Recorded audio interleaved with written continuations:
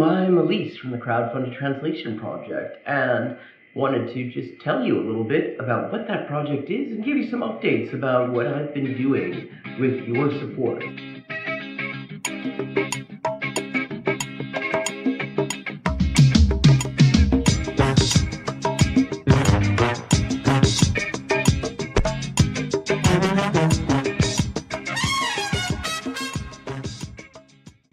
The Inessa Armand project. After finishing Kalantai's social basis of the female question, I put out a call for suggestions for the next project. One of those suggestions that I received was to translate the essays and letters of Inessa Armand, Kalantai's predecessor at the Bolshevik Women's section. Suppressed by Stalin and never translated into English, Armand's writings enrich our understanding of the Bolshevik women's movement in the run-up to the October Revolution and the early days of revolutionary Russia.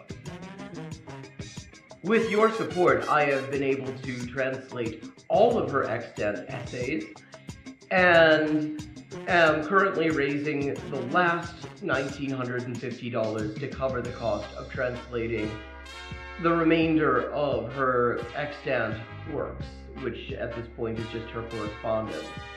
If you would like to support the project, all contributions are beautiful. You'll find links in the description. The Punto Final project is a project that is really just at its inception.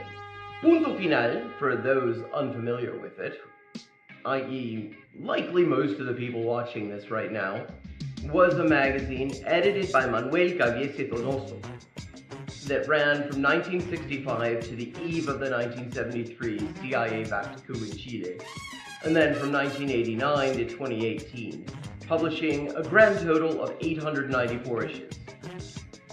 In addition to being a platform for theoretical and ideological debate, they were also a source of excellent political journalism. Their real-time analysis of political developments in Chile, the rise of the Unidad Popular, the looming coup, and the limits of electoralism has aged extremely well, and is well worth reading for anyone interested in the period. The Chilean left is sort of in a media bubble, and the Anglosphere left really doesn't do a great job of breaking that bubble and really building connections there. So the discussion that you hear in English about Chile, even in supposed left outlets, such as Jargon, often has little or nothing to do with the state of discussion amongst comrades in Chile. So this is part of my attempts to contribute to sort of breaking down that bubble and fostering some understanding of the thought amongst revolutionaries in Chile, both historically and currently. I have so far translated 7 articles, including a long read on electoralism versus armed struggle called Chile, the Ballad or the Bullet by Punto Final editor Manuel Caviese, and currently am working on various pieces of political analysis from the eve of the electoral campaign that would bring Salvador Allende to power, or at least to government. These include discussions of electoral versus revolutionary strategy and how and to what extent these things can coexist, discussions of US imperialist interference in Chilean politics,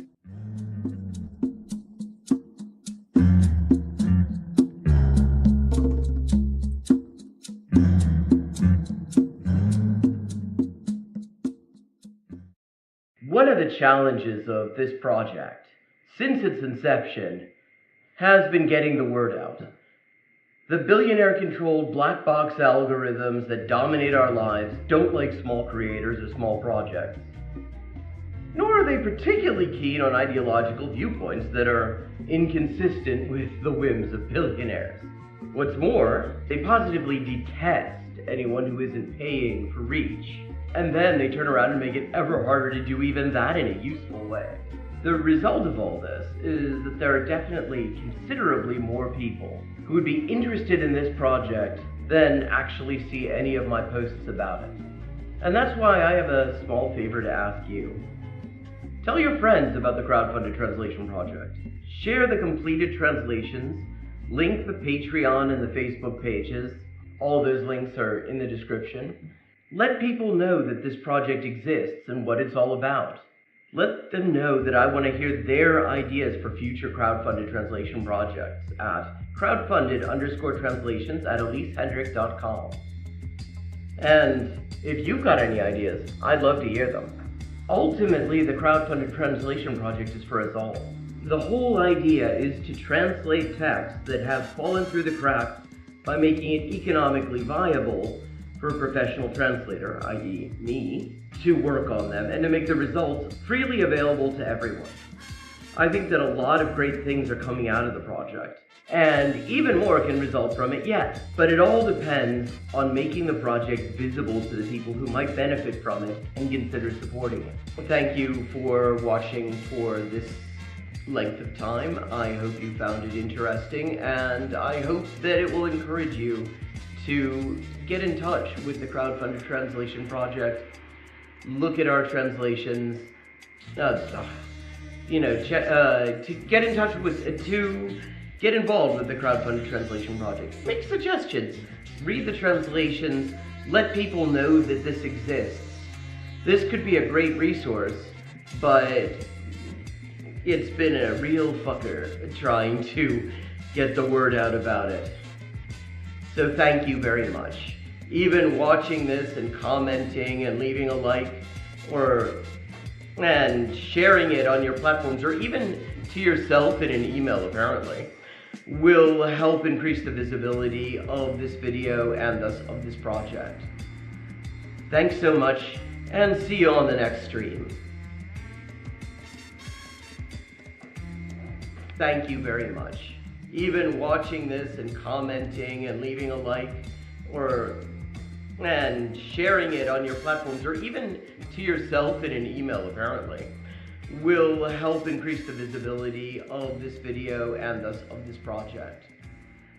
Thanks so much, and see you on the next stream.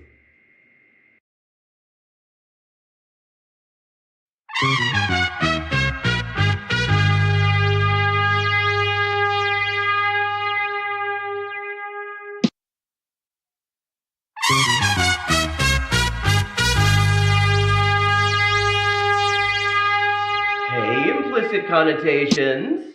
Well, I'm Elise from the Crowdfunded Translation Project, and wanted to just tell you a little bit about what that project is and give you some updates about what I've been doing with your support.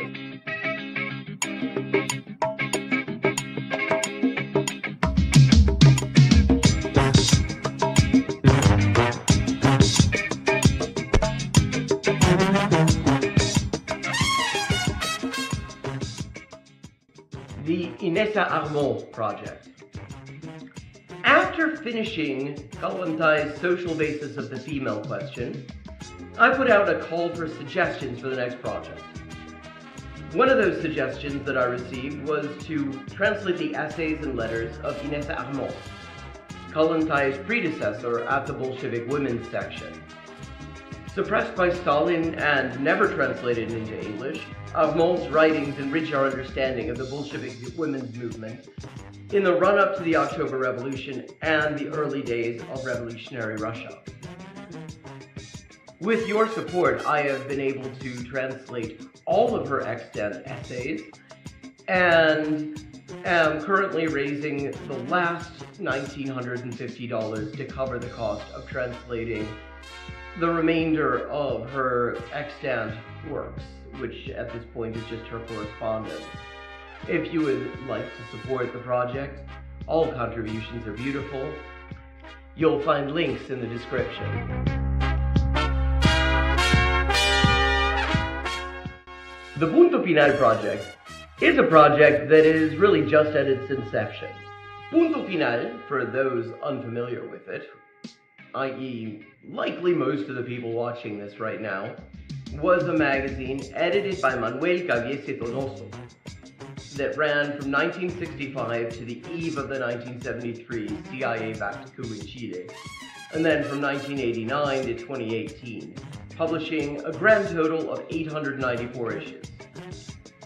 In addition to being a platform for theoretical and ideological debate, They were also a source of excellent political journalism. Their real-time analysis of political developments in Chile, the rise of the Unidad Popular, the looming coup, and the limits of electoralism has aged extremely well, and is well worth reading for anyone interested in the period. The Chilean left is sort of in a media bubble, and the Anglosphere left really doesn't do a great job of breaking that bubble and really building connections there. So the discussion that you hear in English about Chile, even in supposed left outlets, such as Jargon, often has little or nothing to do with the state of discussion amongst comrades in Chile. So this is part of my attempts to contribute to sort of breaking down that bubble and fostering some understanding of the thought amongst revolutionaries in Chile, both historically and currently. I have so far translated 7 articles, including a long read on electoralism versus armed struggle called Chile, the Ballot or the Bullet by Punto Final editor Manuel Cabiese, and currently am working on various pieces of political analysis from the eve of the electoral campaign that would bring Salvador Allende to power, or at least to government. These include discussions of electoral versus revolutionary strategy and how and to what extent these things can coexist, discussions of US imperialist interference in Chilean politics,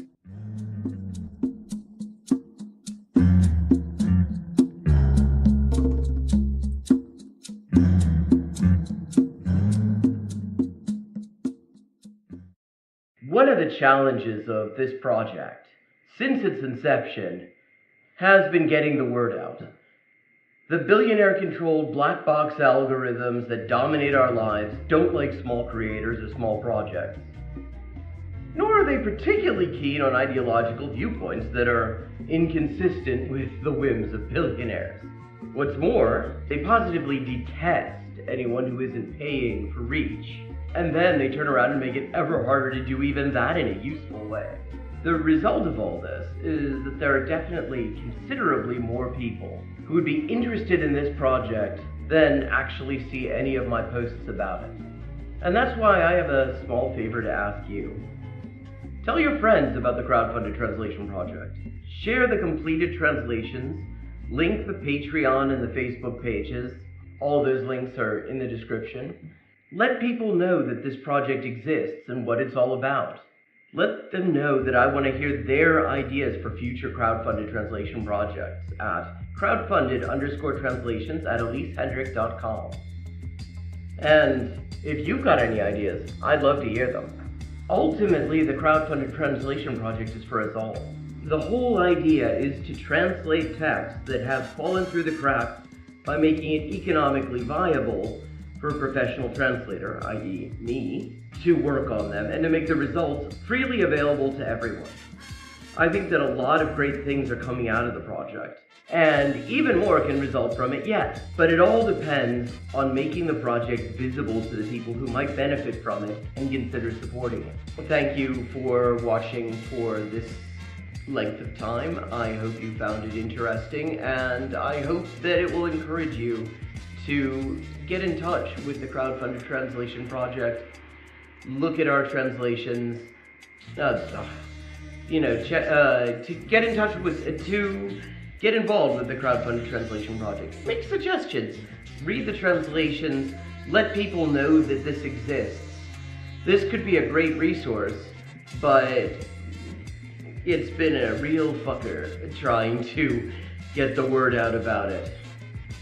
So thank you very much. Even watching this and commenting and leaving a like and sharing it on your platforms, or even to yourself in an email apparently, will help increase the visibility of this video and thus of this project. Thanks so much, and see you on the next stream. Thank you very much. Even watching this and commenting and leaving a like and sharing it on your platforms, or even to yourself in an email apparently, will help increase the visibility of this video and thus of this project. Thanks so much, and see you on the next stream.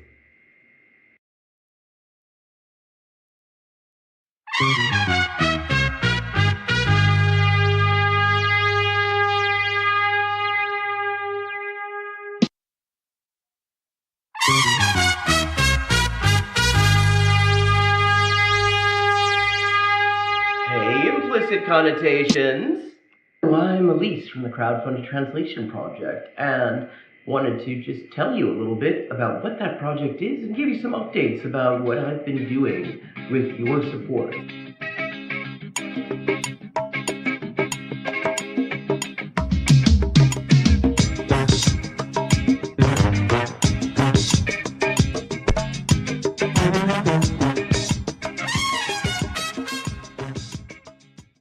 The Inessa Armand project. After finishing Kalantai's social basis of the female question, I put out a call for suggestions for the next project.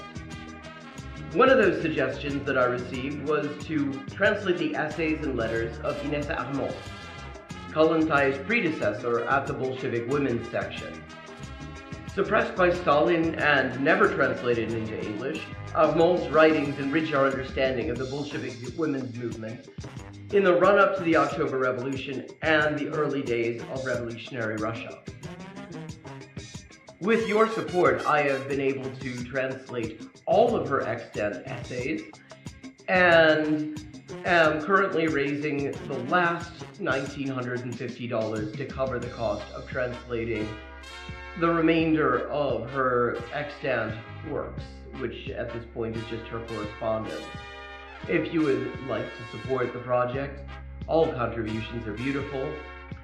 You'll find links in the description.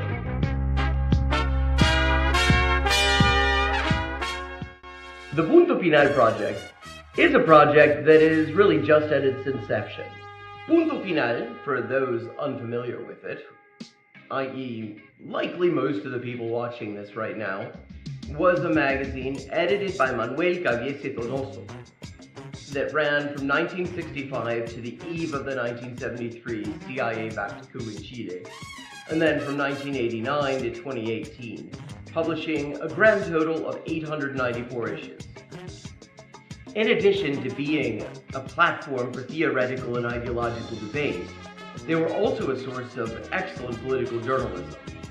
Their real-time analysis of political developments in Chile, the rise of the Unidad Popular, the looming coup, and the limits of electoralism has aged extremely well, and is well worth reading for anyone interested in the period. The Chilean left is sort of in a media bubble, and the Anglosphere left really doesn't do a great job of breaking that bubble and really building connections there. So the discussion that you hear in English about Chile, even in supposed left outlets, such as Jacobin, often has little or nothing to do with the state of discussion amongst comrades in Chile.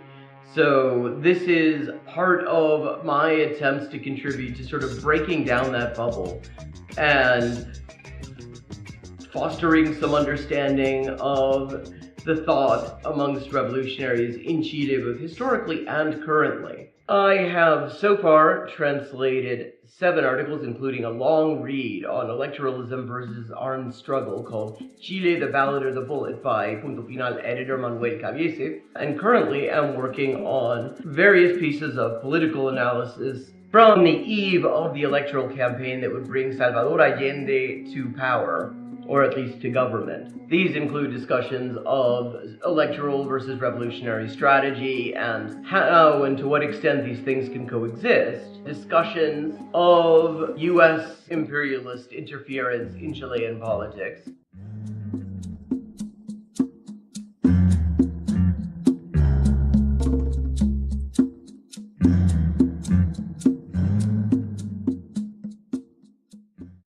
One of the challenges of this project, since its inception, has been getting the word out. The billionaire-controlled black box algorithms that dominate our lives don't like small creators or small projects. Nor are they particularly keen on ideological viewpoints that are inconsistent with the whims of billionaires. What's more, they positively detest anyone who isn't paying for reach. And then they turn around and make it ever harder to do even that in a useful way. The result of all this is that there are definitely considerably more people who would be interested in this project than actually see any of my posts about it. And that's why I have a small favor to ask you. Tell your friends about the crowdfunded translation project. Share the completed translations, link the Patreon and the Facebook pages. All those links are in the description. Let people know that this project exists and what it's all about. Let them know that I want to hear their ideas for future crowdfunded translation projects at crowdfunded_translations@elisehendrick.com. And if you've got any ideas, I'd love to hear them. Ultimately, the crowdfunded translation project is for us all. The whole idea is to translate texts that have fallen through the cracks by making it economically viable for a professional translator, i.e. me, to work on them and to make the results freely available to everyone. I think that a lot of great things are coming out of the project, and even more can result from it yet. But it all depends on making the project visible to the people who might benefit from it and consider supporting it.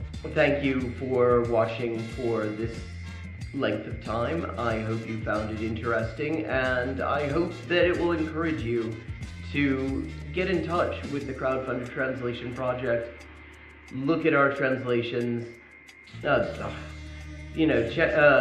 get in touch with, to get involved with the crowdfunded translation project. Make suggestions, read the translations, let people know that this exists. This could be a great resource, but it's been a real fucker trying to get the word out about it. So thank you very much. Even watching this and commenting and leaving a like and sharing it on your platforms, or even to yourself in an email apparently, will help increase the visibility of this video and thus of this project. Thanks so much, and see you on the next stream. Thank you very much.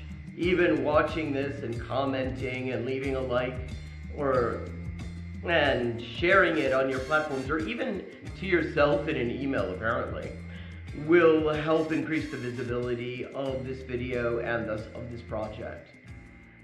Thanks so much, and see you on the next stream.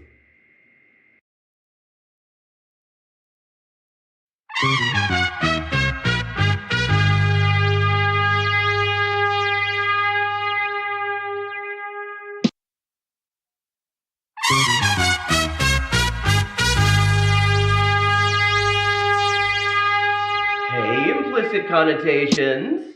Well, I'm Elise from the Crowdfunded Translation Project, and wanted to just tell you a little bit about what that project is and give you some updates about what I've been doing with your support.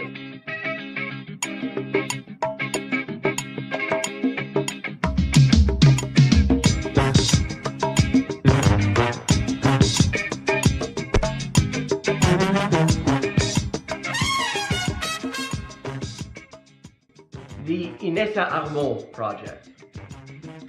After finishing Kalantai's social basis of the female question, I put out a call for suggestions for the next project.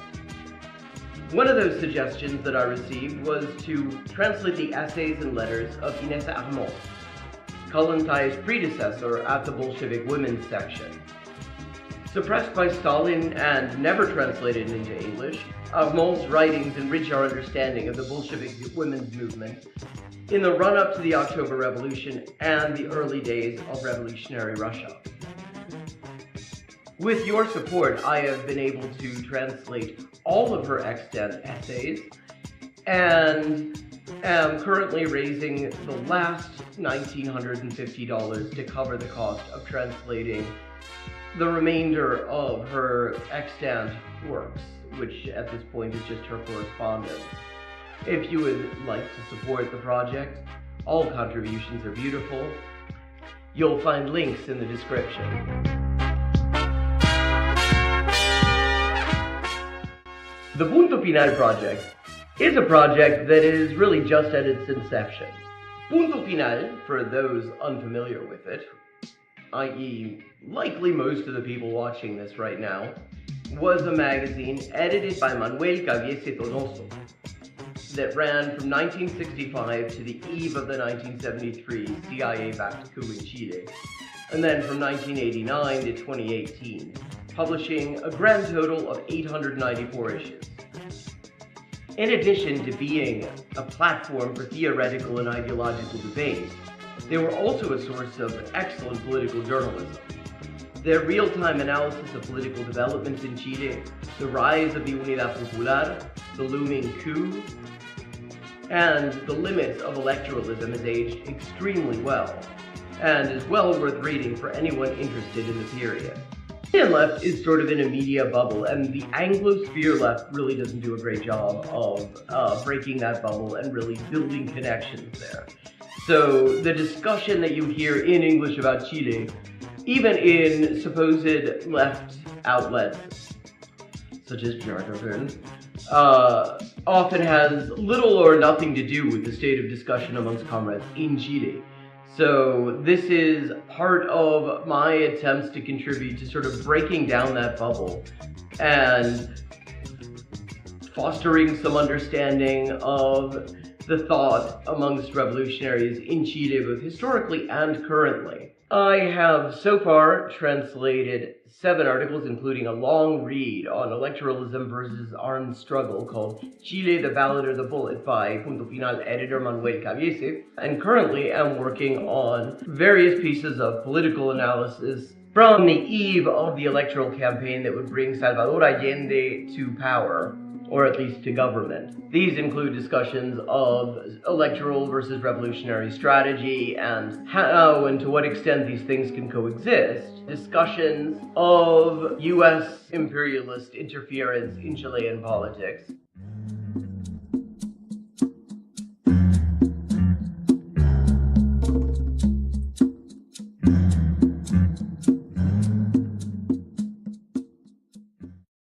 one of the challenges of this project, since its inception, has been getting the word out.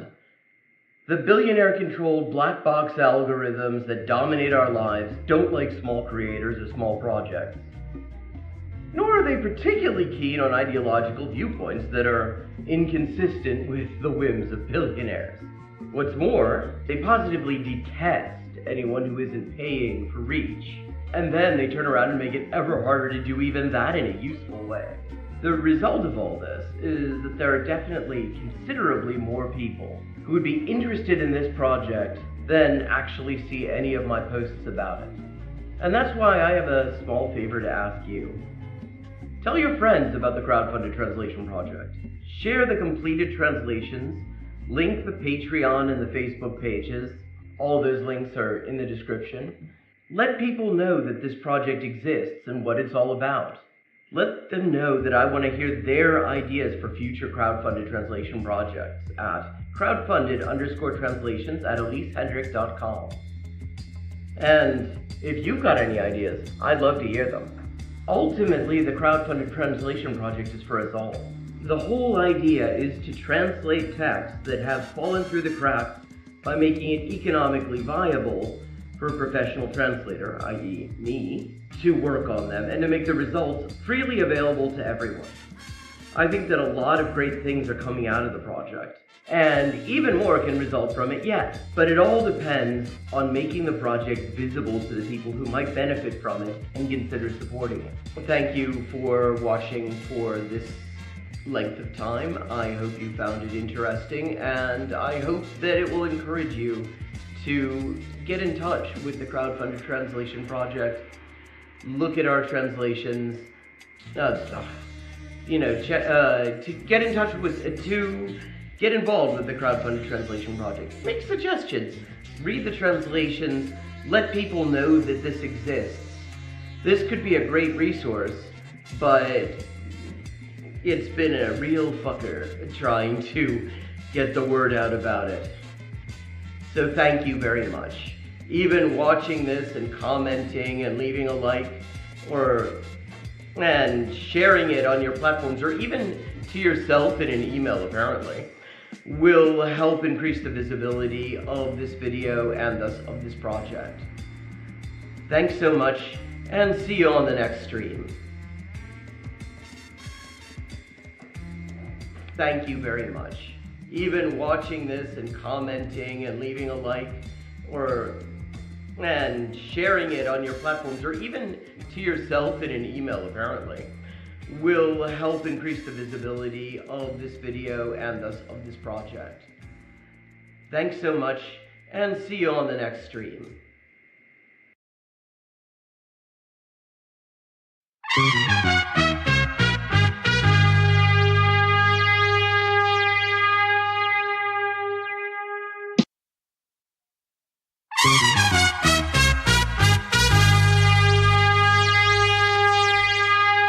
Hey, implicit connotations.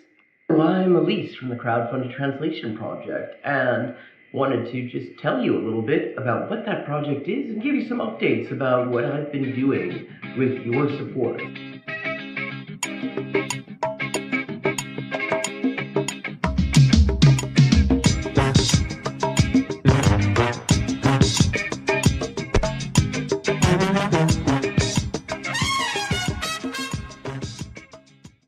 The Inessa Armand project.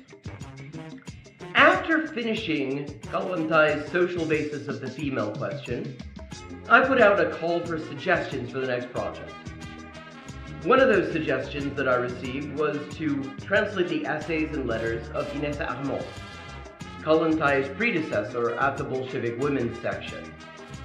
Suppressed by Stalin and never translated into English, Armand's writings enrich our understanding of the Bolshevik women's movement in the run-up to the October Revolution and the early days of revolutionary Russia. With your support, I have been able to translate all of her extant essays and am currently raising the last $1,950 to cover the cost of translating the remainder of her extant works, which at this point is just her correspondence. If you would like to support the project, all contributions are beautiful. You'll find links in the description.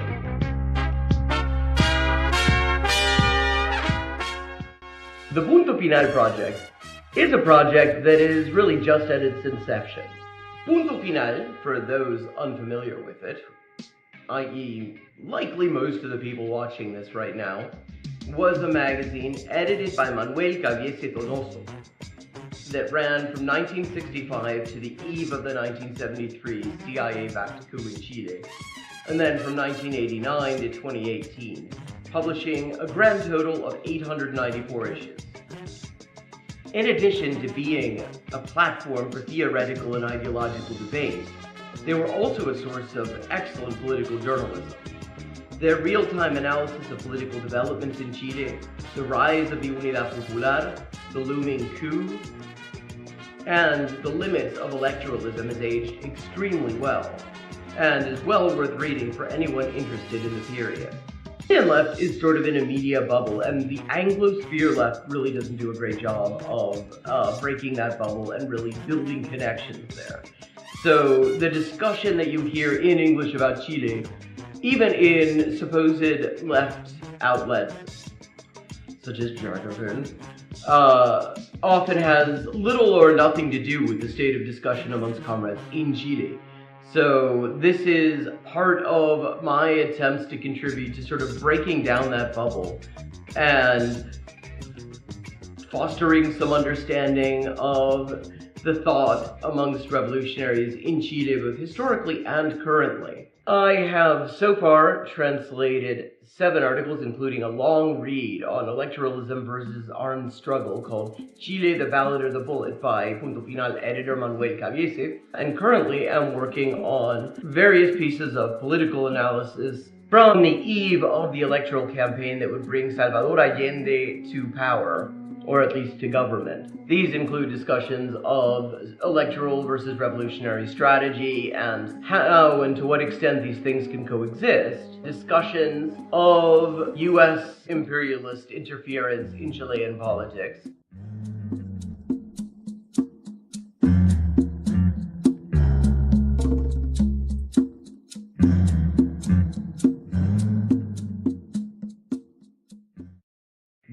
challenges of this project, since its inception, has been getting the word out.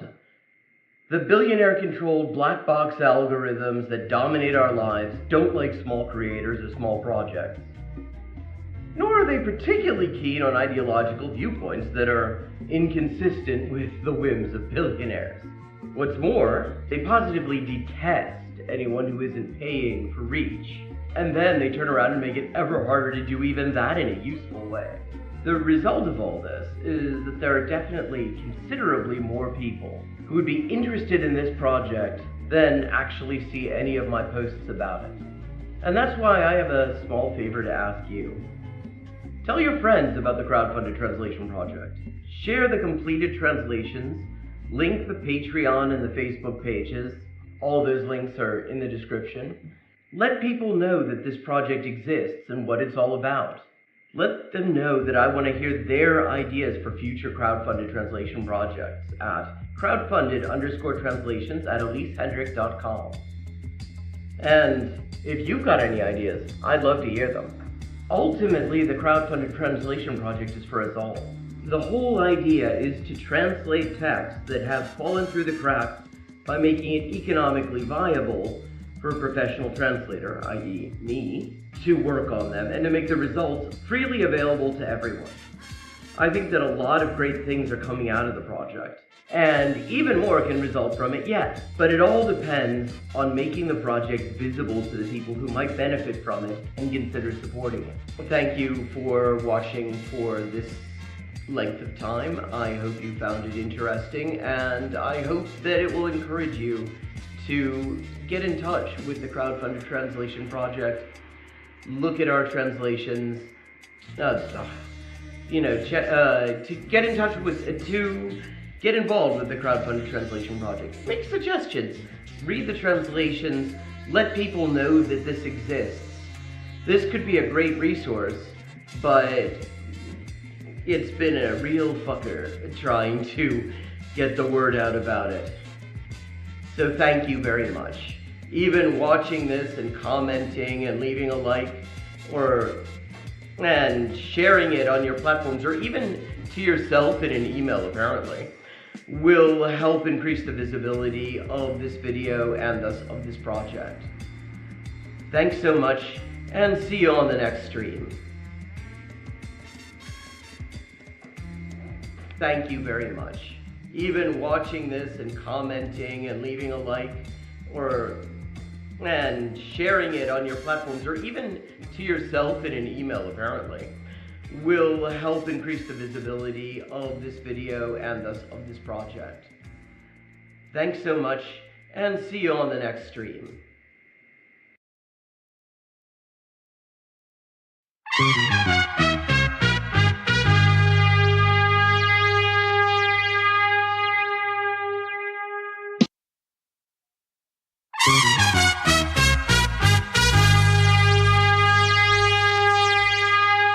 Hey, implicit connotations. I'm Elise from the Crowdfunded Translation Project, and wanted to just tell you a little bit about what that project is and give you some updates about what I've been doing with your support.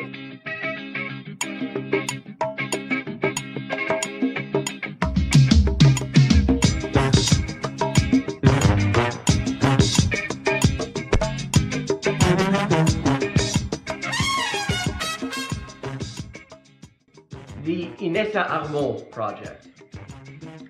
After finishing Kalantai's social basis of the female question, I put out a call for suggestions for the next project. One of those suggestions that I received was to translate the essays and letters of Inessa Armand, Kalantai's predecessor at the Bolshevik women's section.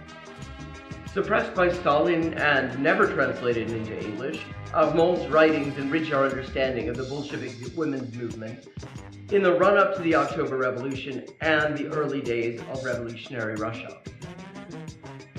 With your support, I have been able to translate all of her extant essays and am currently raising the last $1,950 to cover the cost of translating the remainder of her extant works, which at this point is just her correspondence.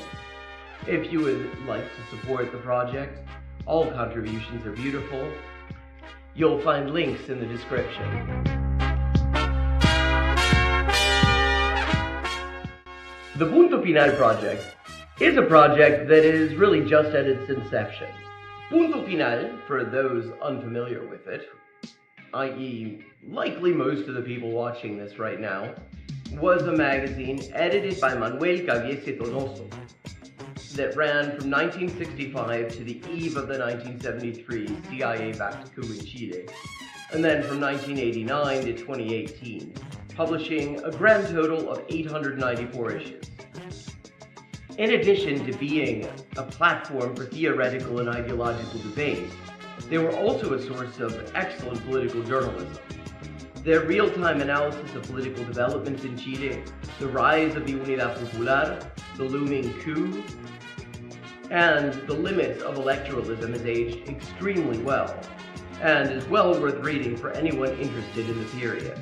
The Chilean left is sort of in a media bubble, and the Anglosphere left really doesn't do a great job of breaking that bubble and really building connections there. So the discussion that you hear in English about Chile, even in supposed left outlets, such as Jacobin, often has little or nothing to do with the state of discussion amongst comrades in Chile. So this is part of my attempts to contribute to sort of breaking down that bubble and fostering some understanding of the thought amongst revolutionaries in Chile, both historically and currently. I have so far translated 7 articles, including a long read on electoralism versus armed struggle called Chile, the Ballot or the Bullet by Punto Final editor Manuel Caviese, and currently am working on various pieces of political analysis from the eve of the electoral campaign that would bring Salvador Allende to power, or at least to government. These include discussions of electoral versus revolutionary strategy and how and to what extent these things can coexist, discussions of US imperialist interference in Chilean politics,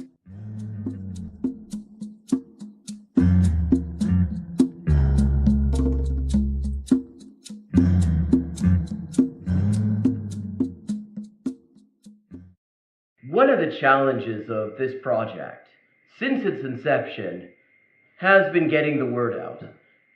The billionaire-controlled black box algorithms that dominate our lives don't like small creators or small projects.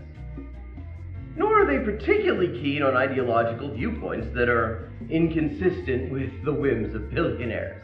What's more, they positively detest anyone who isn't paying for reach. And then they turn around and make it ever harder to do even that in a useful way. The result of all this is that there are definitely considerably more people who would be interested in this project than actually see any of my posts about it. And that's why I have a small favor to ask you. Tell your friends about the crowdfunded translation project. Share the completed translations, link the Patreon and the Facebook pages. All those links are in the description. Let people know that this project exists and what it's all about. Let them know that I want to hear their ideas for future crowdfunded translation projects at crowdfunded_translations@elisehendrick.com. And if you've got any ideas, I'd love to hear them. Ultimately, the crowdfunded translation project is for us all. The whole idea is to translate texts that have fallen through the cracks by making it economically viable for a professional translator, i.e. me, to work on them and to make the results freely available to everyone. I think that a lot of great things are coming out of the project, and even more can result from it yet. But it all depends on making the project visible to the people who might benefit from it and consider supporting it.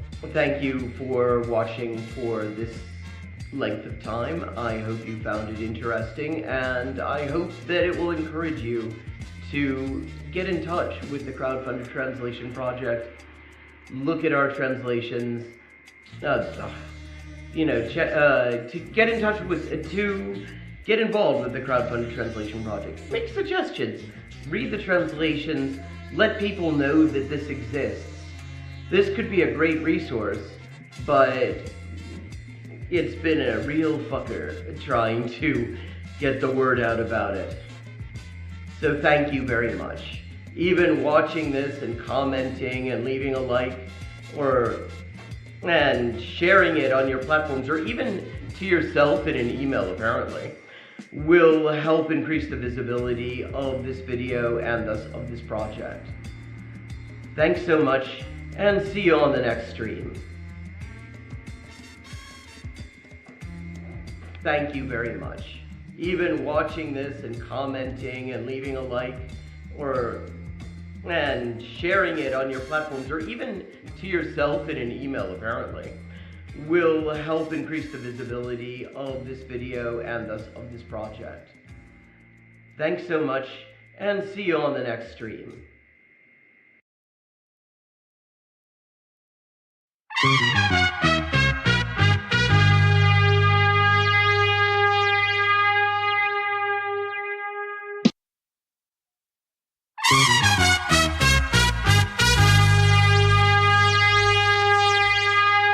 Hey, implicit connotations. Well, I'm Elise from the Crowdfunded Translation Project, and wanted to just tell you a little bit about what that project is and give you some updates about what I've been doing with your support.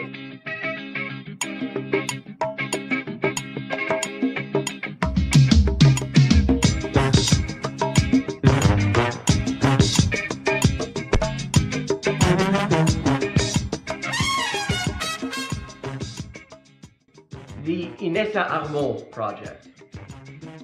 After finishing Kalantai's social basis of the female question, I put out a call for suggestions for the next project. One of those suggestions that I received was to translate the essays and letters of Inessa Armand, Kalantai's predecessor at the Bolshevik Women's section. Suppressed by Stalin and never translated into English, Armand's writings enrich our understanding of the Bolshevik women's movement in the run-up to the October Revolution and the early days of revolutionary Russia. With your support, I have been able to translate all of her extant essays and am currently raising the last $1,950 to cover the cost of translating the remainder of her extant works, which at this point is just her correspondence. If you would like to support the project, all contributions are beautiful. You'll find links in the description.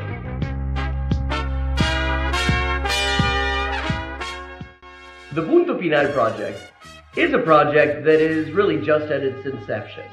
Punto Final, for those unfamiliar with it, i.e. likely most of the people watching this right now, was a magazine edited by Manuel Caviese Donoso that ran from 1965 to the eve of the 1973 CIA-backed coup in Chile, and then from 1989 to 2018, publishing a grand total of 894 issues. In addition to being a platform for theoretical and ideological debate, they were also a source of excellent political journalism. Their real-time analysis of political developments in Chile, the rise of the Unidad Popular, the looming coup, and the limits of electoralism has aged extremely well, and is well worth reading for anyone interested in the period. The Indian left is sort of in a media bubble, and the Anglosphere left really doesn't do a great job of breaking that bubble and really building connections there. So the discussion that you hear in English about Chile, even in supposed left outlets, such as Jargon, often has little or nothing to do with the state of discussion amongst comrades in Chile. So this is part of my attempts to contribute to sort of breaking down that bubble and fostering some understanding of the thought amongst revolutionaries in Chile, both historically and currently. I have so far translated 7 articles, including a long read on electoralism versus armed struggle called Chile, the Ballot or the Bullet by Punto Final editor Manuel Caviese, and currently am working on various pieces of political analysis from the eve of the electoral campaign that would bring Salvador Allende to power, or at least to government. These include discussions of electoral versus revolutionary strategy and how and to what extent these things can coexist, discussions of US imperialist interference in Chilean politics,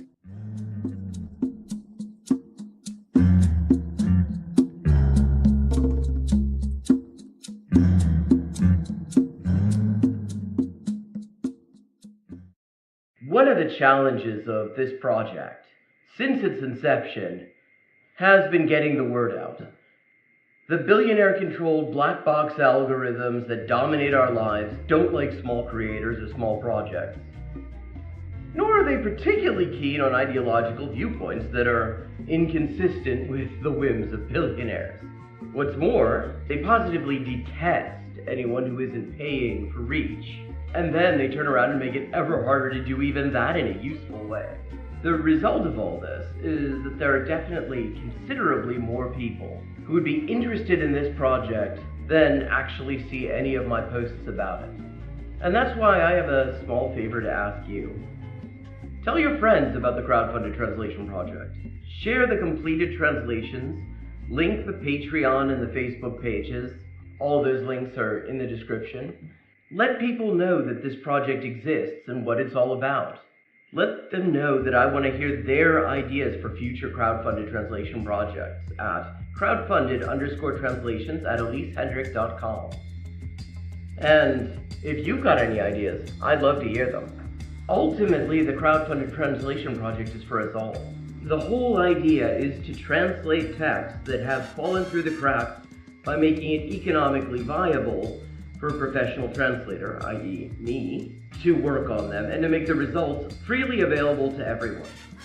I think that a lot of great things are coming out of the project, and even more can result from it yet. But it all depends on making the project visible to the people who might benefit from it and consider supporting it.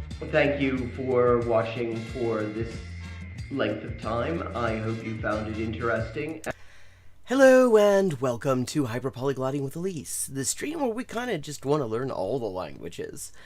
I am Elise, translator, writer, and editor with 20 working languages, and let's see what we've got to look at today. How's everybody doing, chat? Let me just get my chat widget where I can see it. With the video on full screen.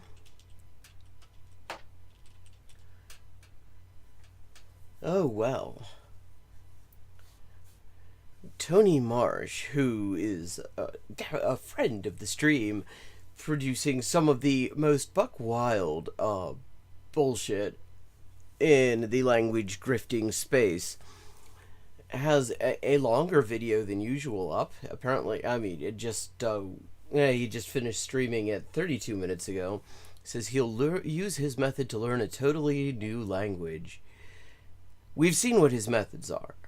We've seen his claims have gotten wilder every time. Now I've actually seen a video where he claims that he learned the stuff in... You can learn a language in 5 minutes. Yeah, sure, Tony. I'm... Hey, Badger, how you doing? So, let me know if I need to make any adjustments to the audio. Comment. Said, can you do Bangla? So I've just come to Chat GPT and said, okay, in Bangla, how do you say I speak Bangla? Oh, of course he likes to use the garbage production terminal. And it said, let me tell you what it said. It said, Ami Bangla Boli.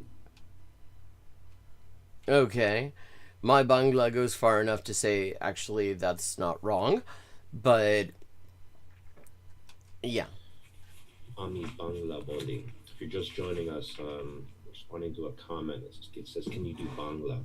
Yeah, Tokipona. Yeah, I mean, I don't even think you could manage that. Completely new. This is my first time ever seeing a word in Bangla. So I speak Bangla. is Yes, he is a bit of a low speaker. Here we go. Ami Bangla Boli. I'm Muscab, good to see you. Okay, the name of the language is the vocabulary. I mean, all of it is vocabulary, but he doesn't know what vocabulary is. The verb is the container. The It's all container. held together by Boli. This also tells me how to say I.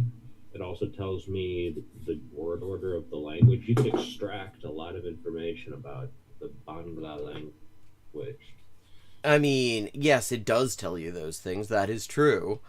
from any one sentence. So it says Ami But this is just okay. Bangla Boli. Okay? Don't know the accent exactly or the pronunciation, but it's along those. But I mean, who needs accent or pronunciation or like how to read the language because it isn't actually written in the Latin alphabet. He can say one sentence, and the thing is, for like, if anyone watches this, say on the VOD, and they think I'm being unfair, he actually thinks that he claims to think anyway that if you have like 2 or 3 just stereotype sentences and you drill yourself on them, that is going to cause you to learn the language in ridiculously short time frames, like a month, a couple of weeks, 5 minutes even. And that is not how that works. But we're gonna see this through. He's also a very slow talker, so I'm gonna speed this up a little bit. I mean, acceleration is certainly something that Tony would approve of. He likes things to be done fast, even if it means that they don't actually get done at all. Ami Bangla Boli. I like to program the meaning of each word into my hands and body, by the way. That's a better alternative to translating. So like if you look at this phrase, this sentence, this statement, it says I Bangladeshi like speak. I Bangla speak. You know? And like he apparently does not even realize that Bengali is not only spoken in Bangladesh. I mean, that is the main language in Bangladesh, but is also spoken in India, in West Bengal. So people go, should I translate? Should I write down the English there? Like, what does that mean? It's like, no, don't write English. Like, be able to look at that and remember what it means. Why would you? You haven't, I mean, unless, well, that's just because you memorized the English in your head. That's literally, so it's just, I mean, it doesn't make one bit of difference one way or another. You're literally just, this is just, it's a question of whether you're memorizing a translation or you write it down to help you memorize the translation. Ami. So if you try that with me if you want. So Ami. And then the language is Bangla. So this is the language. Bangla, Boli, right? You could say I, Bangla language, read, or I, Bangla language, understands, and so on. But no, speak. Okay? So programming the meaning, Ami, Bangla, Boli. Right? What does programming the meaning mean? I mean, so far it sounds a lot like just memorizing, but it sounds a whole lot cooler. It sounds like you have some sort of real insight into this. I speak Bangla. No, not really. But if you want to say I speak Bangla, you say Ami Bangla Boli. Right? Hi Sagarem Hatir one Hatre. Good to see you. How do you say I don't speak Bangla? I don't speak Bangla is Ami Bangla Boli na. Okay, so languages are so easy. Well, yeah, I mean, I will say languages are a lot easier than people realize a lot of the time. But this is not it. It's Ami Bangla Bolina. Yeah, I mean, what else do you need to really know? I mean, that is an accurate statement. Tony Bangla Bolena. Okay. Boli na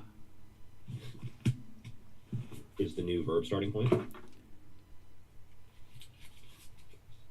So I Bangla speak, Ami Bangla Boli. One N, Ami Bangla Boli na. Okay. Saga, good to see. German and Arabic. Nice. Okay, so I see German, Arabic, Hungarian, and Turkish. No, not really. A little bit of Turkish.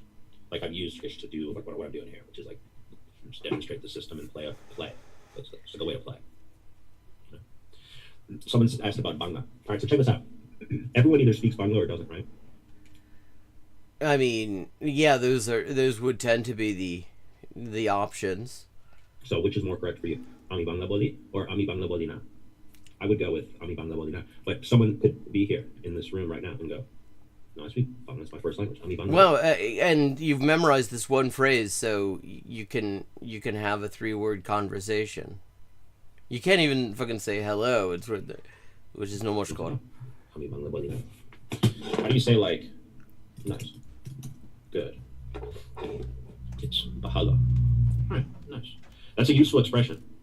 Bahalo. Thank you for telling us that. This nice is a useful. Let's remember that this is a completely decontextualized word.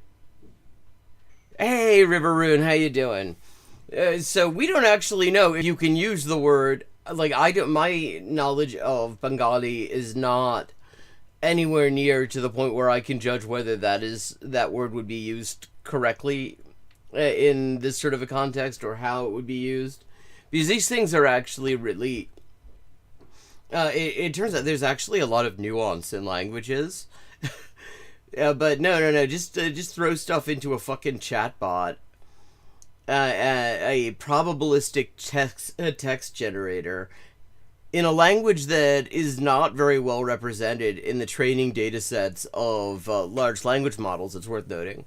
I mean, if you look at the languages, there are statistics on this. You look at it, English is massively overrepresented compared to just about any other language.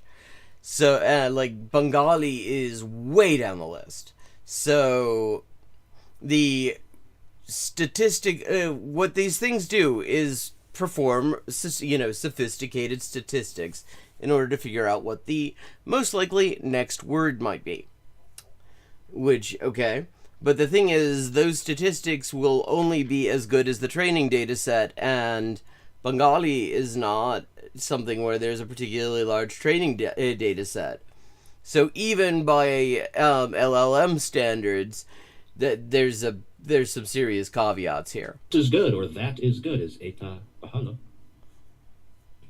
And kahub bahalo is very good.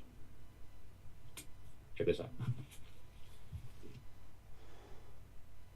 Not bahalo, balo. Good. Bahalo. Eta bahalo. Kahub bahalo. Very good. Kahub bahalo. How would you say that? Is very, very good. Eta bahalo. Like, I mean, one thing I will note is that khub is actually, that is good in Farsi.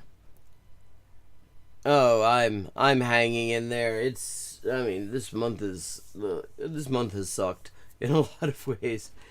It's rough, but doing okay overall.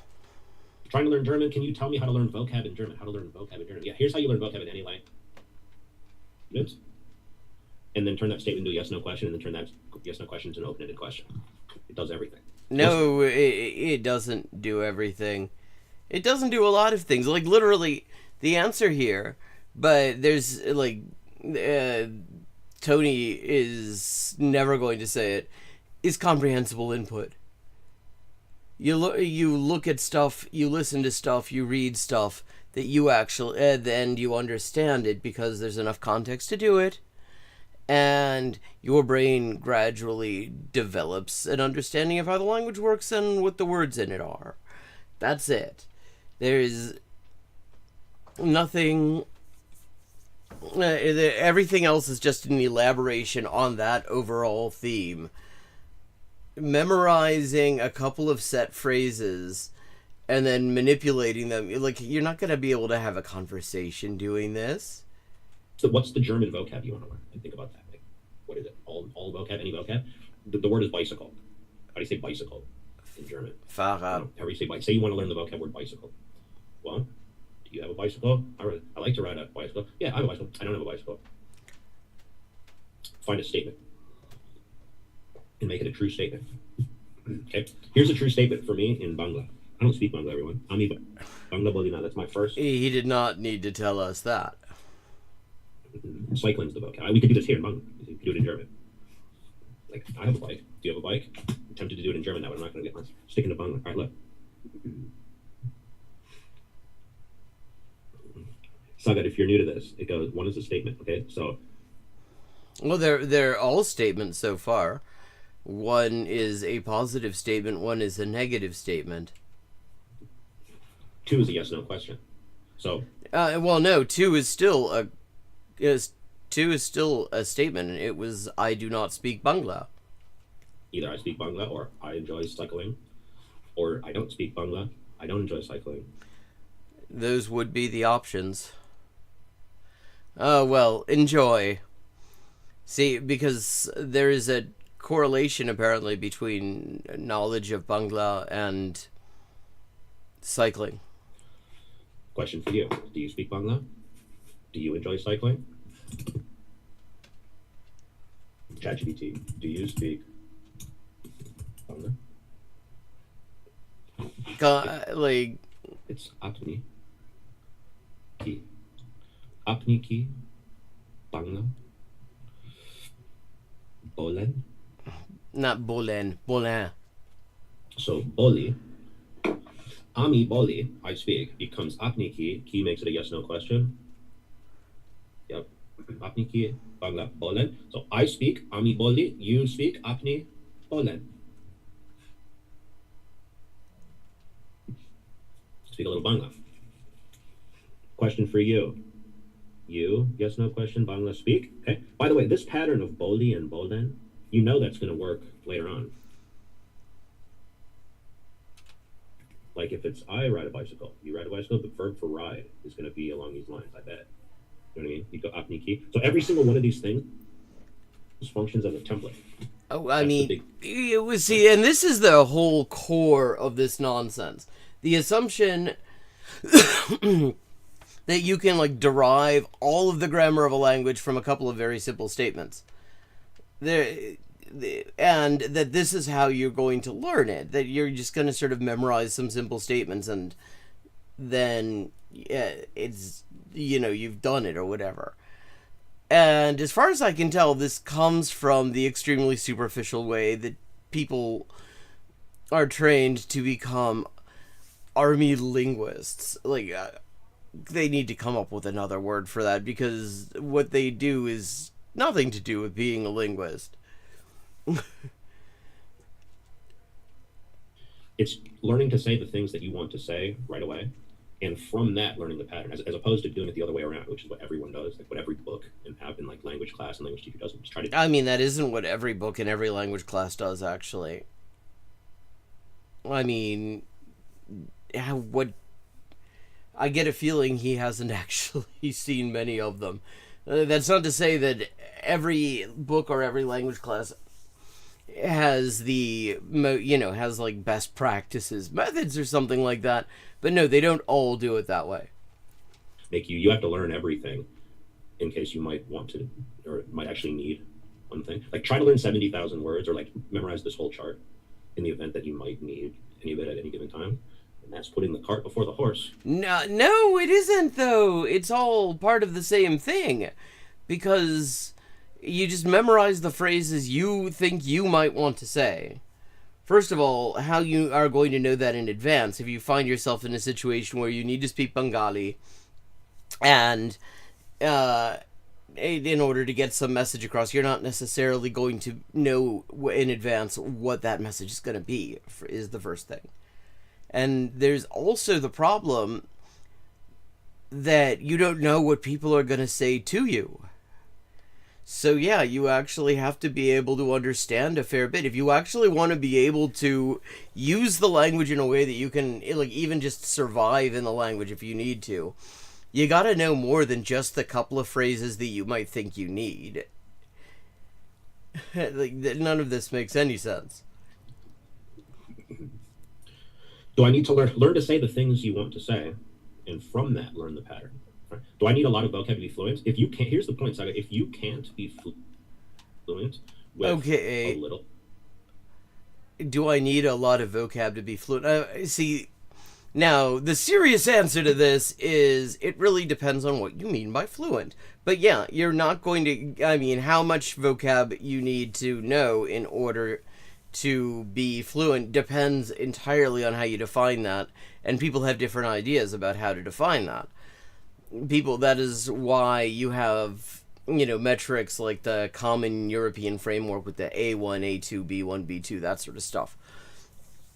But yeah, I mean, you're going to have a fair amount of vocabulary in order to be able to function at any level in a language. How much functioning you want to be able to do and how refined you want to be is going to determine just how much vocabulary you're going to need. But yeah, you do need a fair bit. Vocab, then your problem is not amount of vocab. Your problem is not that you don't have more vocab. Wait, what did he just say? In other words, you have say, and from that learn the pattern.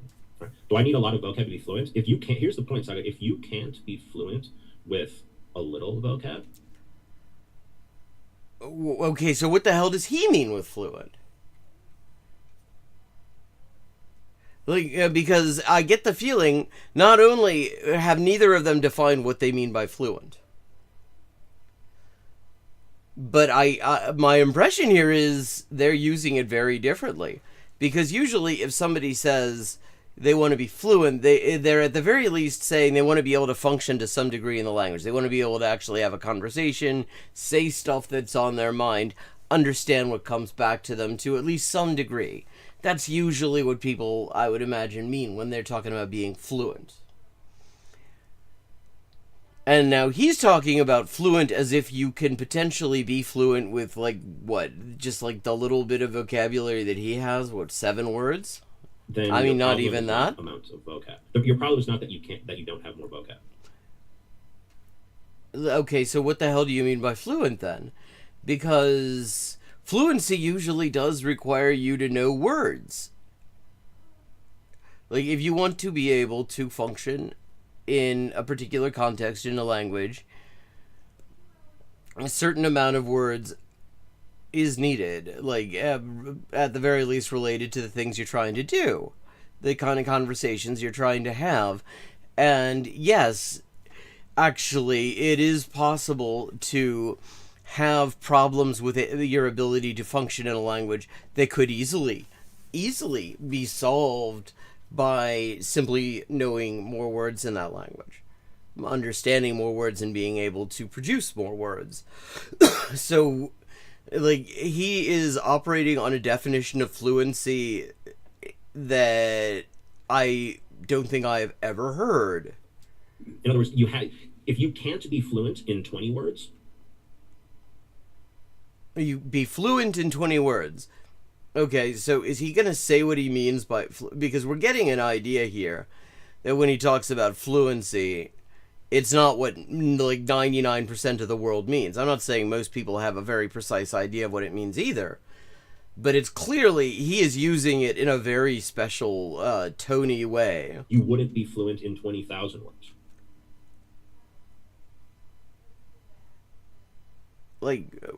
What does he mean fluent in 20,000 words? What does any of that mean? Think about this. How many words are on that page? Individual words. Let's see. We got 3, 4, 5, 6, 7. A total. Okay, yeah, I had it right when I didn't have it in front. In terms of distinct words, distinct entities, 7 words. Yeah, I mean, is he saying that there is a way of being fluent with this being your entire knowledge of the language? Because that is a bold statement, I would say. And if you're going to say something like that, you have an idiosyncratic definition of fluency that you really need to tell people and explain so that people don't misunderstand or get misled. 10 different words? Can I be fluent with those? Like, if you no. Say to me and said, all right, I'm going to quiz you, I'm going to say, Tony, question for you, apni ki bangla bole? And I'm supposed to go, ami bangla bole na. Tu apni ki bangla bole na. Bahal, you know? I can't, I'm not, all right, you got the point. No.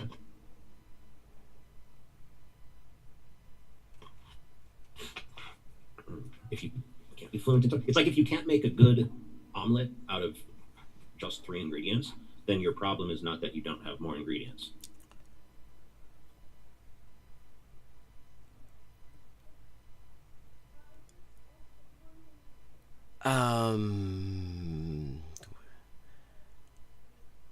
Okay. So knowledge of a language is like the making of an omelet. And if the omelet doesn't come out, so the idea is the more ingredients you have, the more skill you have? But that's not how cooking works. In fact, I mean, anyone who is at all good at cooking will tell, especially you talk to professional cooks, chefs and stuff like that, they'll tell you actually the hardest thing is to cook with fewer ingredients. That takes skill because you have to get everything right. The more ingredients you have, the more you can kind of fudge it a bit and cover up badly cooked ingredients, because you've got a lot more flavors that are kind of acting as concealment. But let's leave that, and let's leave the fact that, let's say the ingredient you're missing is for your omelet is an egg, or appropriate egg substitute. So you have 3 ingredients, none of them are the main thing that makes an omelet an omelet. Then I would say actually that your problem is that you don't have more ingredients. But the idea seems to be here that his concept of fluency, whatever the hell it even is independent of the extent of one's knowledge of the language somehow. Okay, why do you... I mean, we are... This guy's background, again, I would have to say, is apparently the Army Linguist Training Program, whatever that is. They should be paying him not to make these videos, I think, because I didn't really have a whole lot of respect for, I didn't have a great impression of how the Army trains people in foreign languages in the first place. But if you can get through their training and actually be a linguist trainer yourself, which apparently he is, he says, and you know this little about any of the things that we're talking about, like this weird-ass definition of fluency that does not include knowledge of the language, apparently, then they just suck. I mean, what do you even have to demonstrate to get certified as an Army linguist then? Do they just do they just have a mirror they put under your nose, or what? How do you say why? Why? Well, see, so okay, that is an example of him not being able to do something fluently because he lacked basic vocabulary. It's almost like maybe ingredients matter a bit for cooking. In Bangla, so why do you speak Bangla would be apni keno, right? You why? I'm guessing apni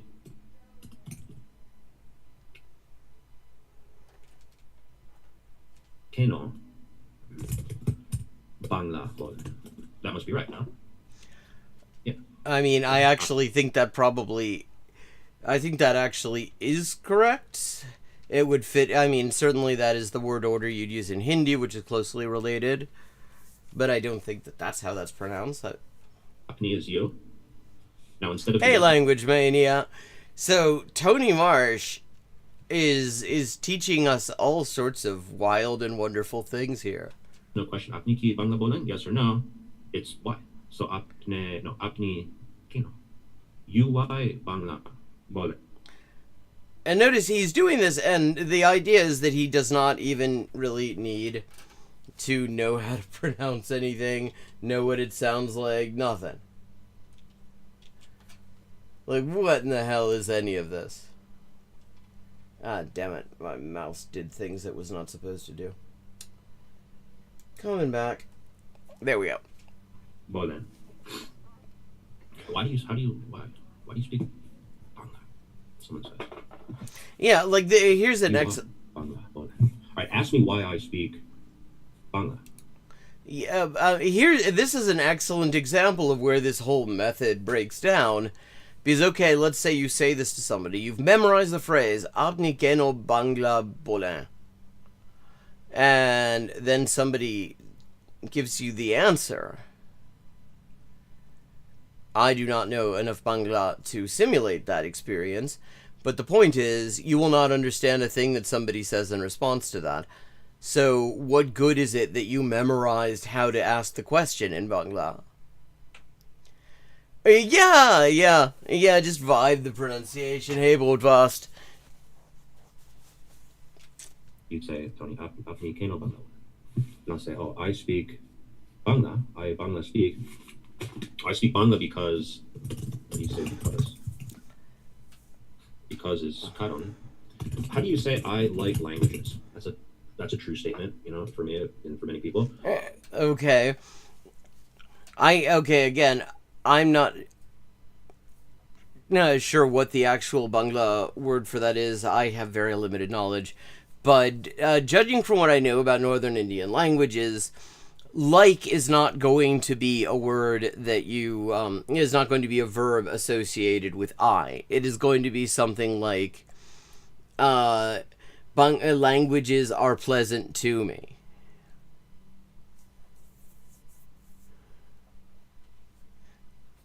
Ami bahasha. Language is bahasha. Pochondo kori. Ami bahasha, right? Ami, we know that. Pochondo, right, that's right. Okay, yeah, like pasanda, pochondo. Ready? Bahasha is language, or languages, it doesn't matter, I guess. Ami. Maybe it does matter, actually. Yeah, mujhe pasand hai. Yeah, I would have thought it would have been Ami ke pochondo hai. Because if I remember correctly, mujhe is Ami ke. In amake, that's what it is. Yeah, mujhe pa she pasand hai. Dil is Turkish. Bahasha. Pochondo kori. Pochondo kori. Right? Pochondo kori is going to be the verb, so you always draw a square around the verb. And that's not a square. That's not how squares work. Exactly. Pasha.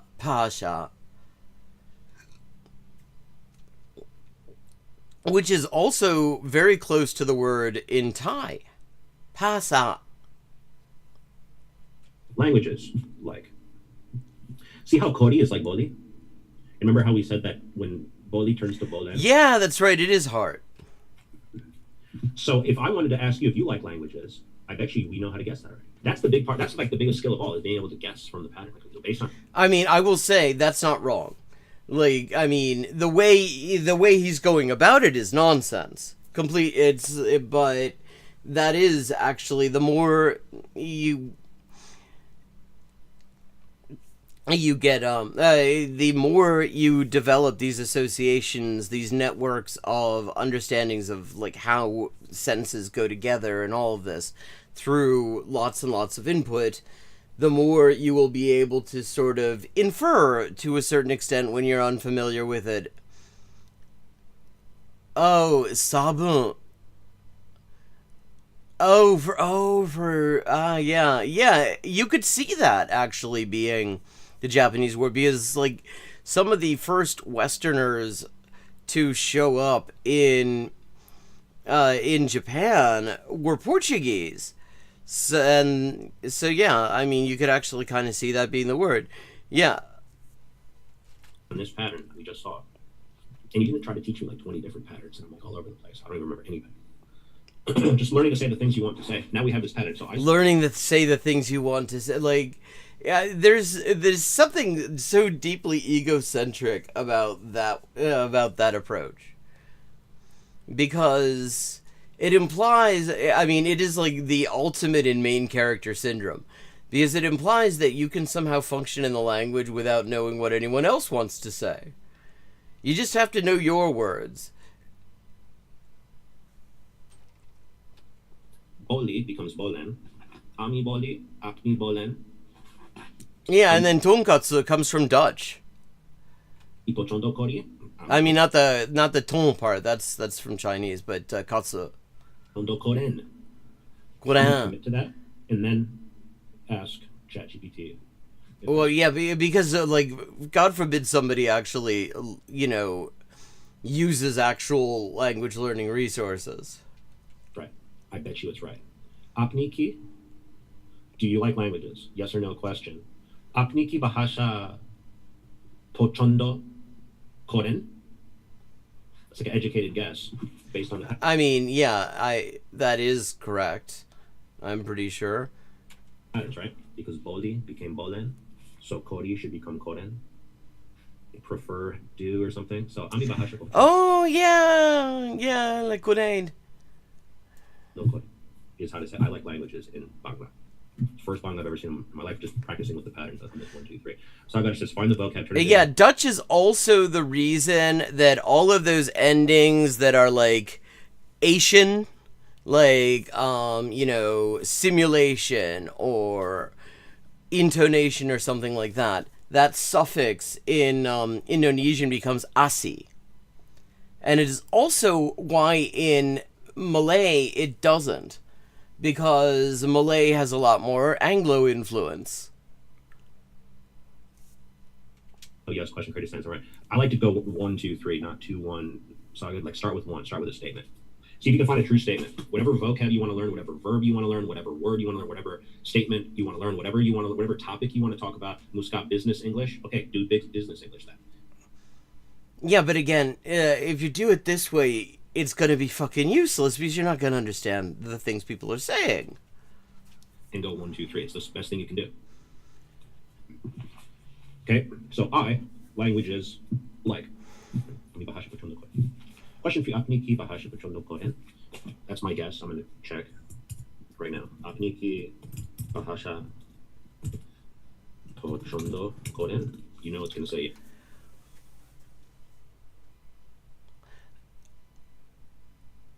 See, if Language Mania says, I guess he prepares for what the other person will reply to him to these questions, kind of like Lao Shi always learned the conversation he will most likely have in all the languages, but it's still far from enough to be able to speak the language. Well, I mean, maybe that's true, although if he actually prepares like that at all, he has never said anything about that.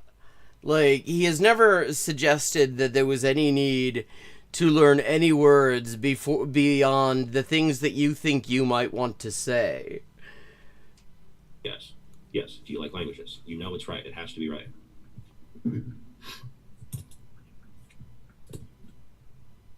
That didn't work. Here's my links.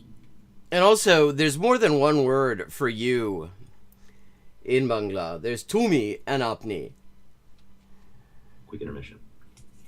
And the distinction's important. Never mind. Comes out altogether. Anyway, well, whatever. Back to the program. All right. I like languages. Everyone, check it out. Ami bahasha pochondo koren. I languages like verb. Right. Question for you. Apniki bahasha pochondo koren. Right. So yeah, I speak Bangla. Not really. I don't speak Bangla. Ami Bangla bari. Yeah. I mean, it's true. He does not speak Bangla. Ami Bangla bolina. So why do you? But you're speaking it now. But you clearly do not, because you can't pronounce it. You know, apni why? Kino Bangla bolen. Why do you speak Bangla? I like languages. So we're gonna say I speak Bangla because I like languages. You say, oh, you speak Bangla because you like languages. That's very good. We almost have. Actually, we have everything we need to say that. The word except for because. Because was karon. Karon. Call it a useful expression for now. Karon means. Call it a useful. I think you could say that because is going to be a useful expression in general. It's kind of an important concept to be able to express the cause and effect, the reason for a thing. Because. Get that in a second. Human being. We think in past tense. We want to spend one day thinking. Yeah, that's extremely helpful. Sagash. That's extremely helpful. Thinking in your target language is the best thing you can do. Yeah, but you're never going to be thinking in your target language if you're doing everything as just memorizing phrases that are translations of things you want to say. That's not how you get there. A few best things. Thinking. Speaking's at the beginning. You know, like I was going to say. No, speaking is not at the beginning, though. You have to actually have something in your head in order to be able to produce it.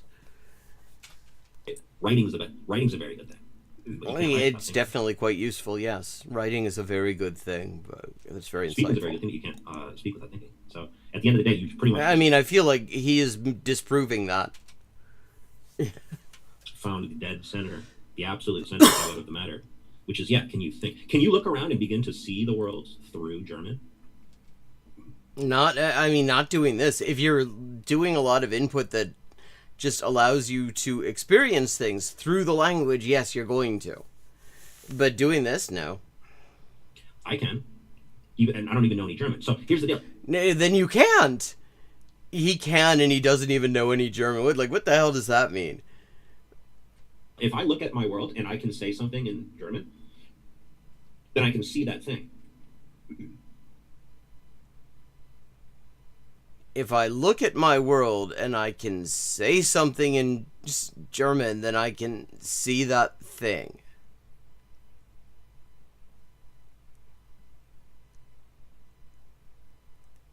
That's what he just said. But if I can't say it in German, then I can't see that thing. No, you can still see the thing. You just can't say it. You might even actually passively recognize the word when somebody says it, and recognize, das ist natürlich, das ist das Hilfeleistungslöschgruppenfahrzeug. Hab ich vergessen. But so saying it's the thinking of it. It's having that space in your brain where that word is associated with that thing that allows you to experience the thing in that language. Pretend.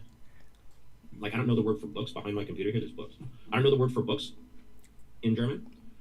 Much less could I tell you, I have a couple books there in the bottom shelf and a few books on the top shelf. Like, can I say that's a true statement, but can I say that in German? I can't, so I can't even see it. I can only say... Yeah, but you can see it. Yeah. Like, it's just really amazing. He makes so much less sense than I thought he did, and I didn't think he made very much sense to begin with. That I can only see things that I can say. And if you can't say it, then you don't even think it. But if you go and figure out how to say it, like write it down, in German, here's how you say this, then you can see it. So here's something I can see in Bangla. It's the fact that I speak a little Bangla, or I'm just going to say I speak Bangla. Why? Because I like languages. Okay, I'm going to write that down. It becomes a new statement. Okay, Ami Bangla Oli. Because Karon Ami Bahasha languages. Ami Bahasha I like. Pochondo Kori.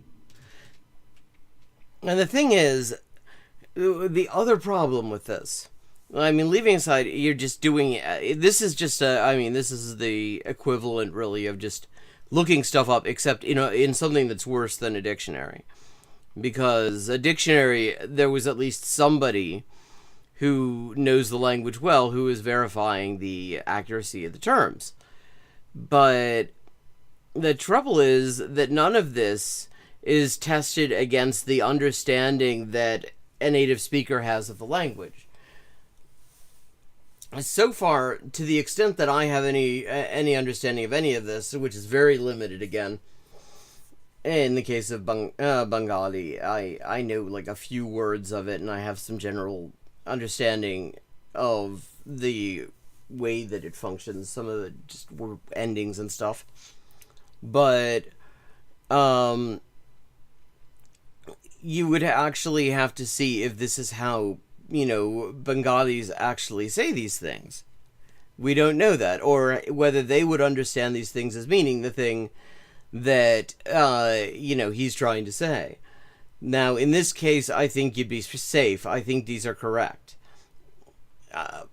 But a lot of the time, you would not know, and this is why, actually, acquiring the language by experiencing input from people who actually are speakers of the language is so much more important, is so much more useful, because then you've got people who are actually using the language the way the language is used, and so your intuitions are developed based on actual verified samples of how the language works. Okay, so the two verbs we needed for that, connected by a bridge, which is because I speak this language because I like languages.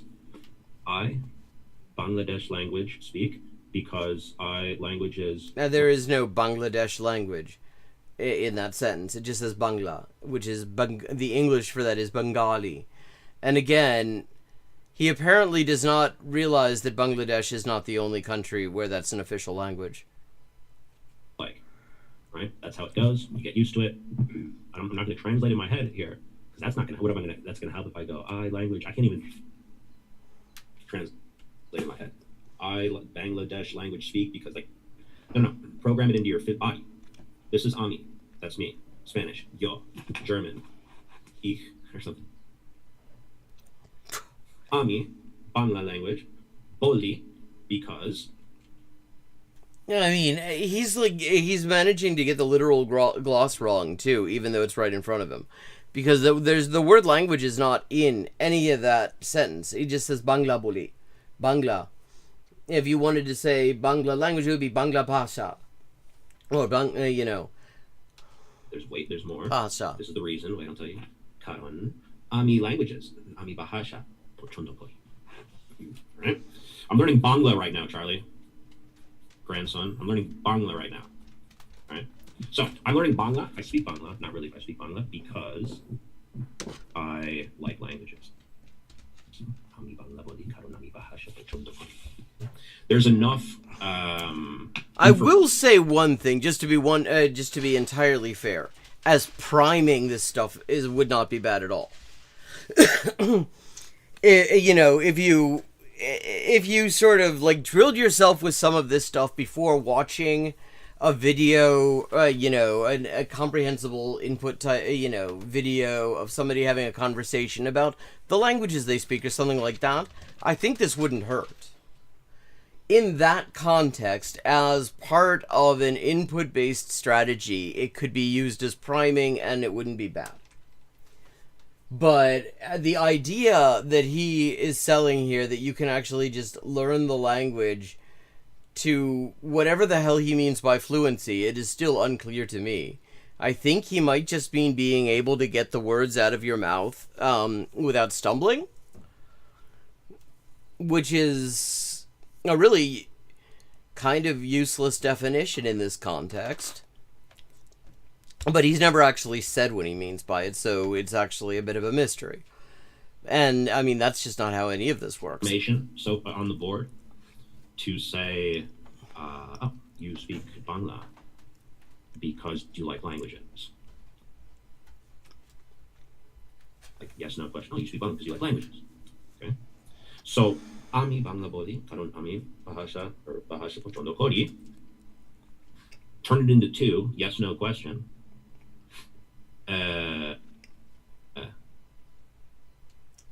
Okay, now we're gonna get into... Okay, you're gonna... Wait. Yes or no?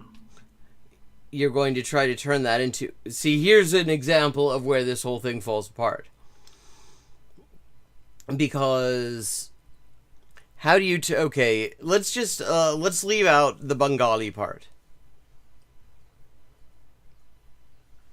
Let's just say this in English. So you have the affirmative statement. I speak Bangla because I like languages. Now, you turn that into a question. The question is, what's the question? Is the question focusing on, the reason, or is it a general statement there are lots of different ways that that question can be structured depending on what exactly you're asking about.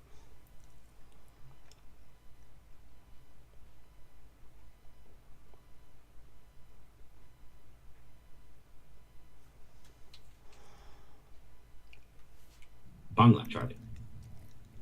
Do you speak Bangla, Charlie? Because if you do, you could help me out here. All right. Apni ki Bangla. Do you speak Bangla? Apni ki Bangla bolen?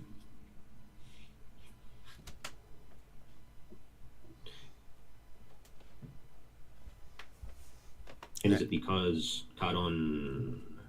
Okay, so, and now he's okay. So he's avoiding the grammatical challenge entirely by just dividing it into two. So now he's saying, is it because?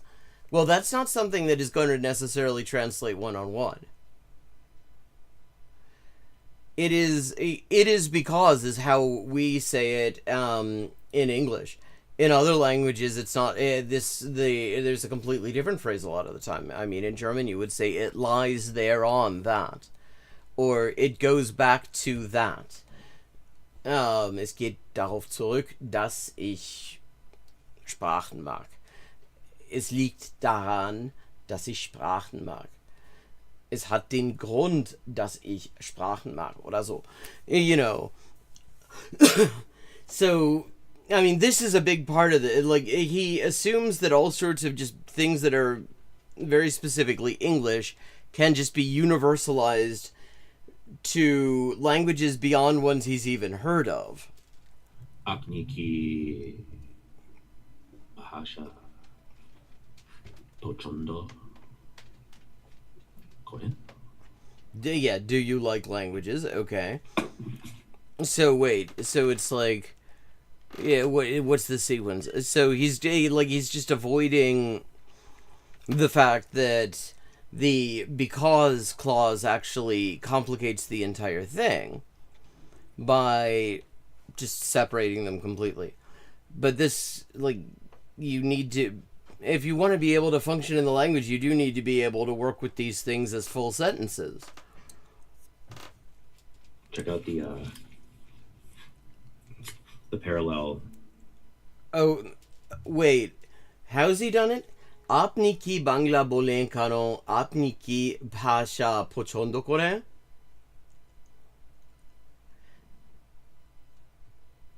See, this is what I'm talking about. I'm almost certain that is not how you would say this.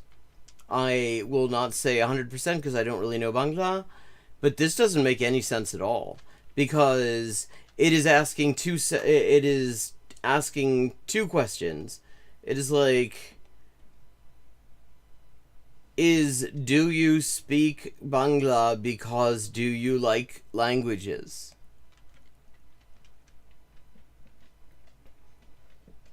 I mean, if it functions at all like Hindi in this regard, the way you would actually ask this would literally gloss to, do you for that reason speak Bangla that you like languages?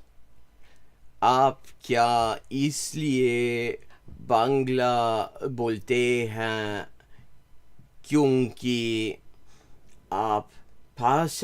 आपको भाषा पसंद है, something like that. भाषा पसंद है. You know, there would be something like yeah, जिसलिए or इसलिए,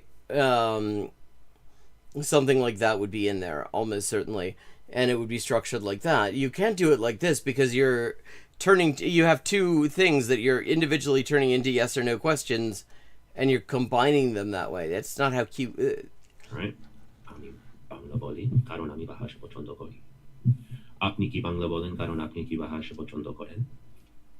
Yeah, not a Bangla speaker, but I will say like 99% that's gibberish.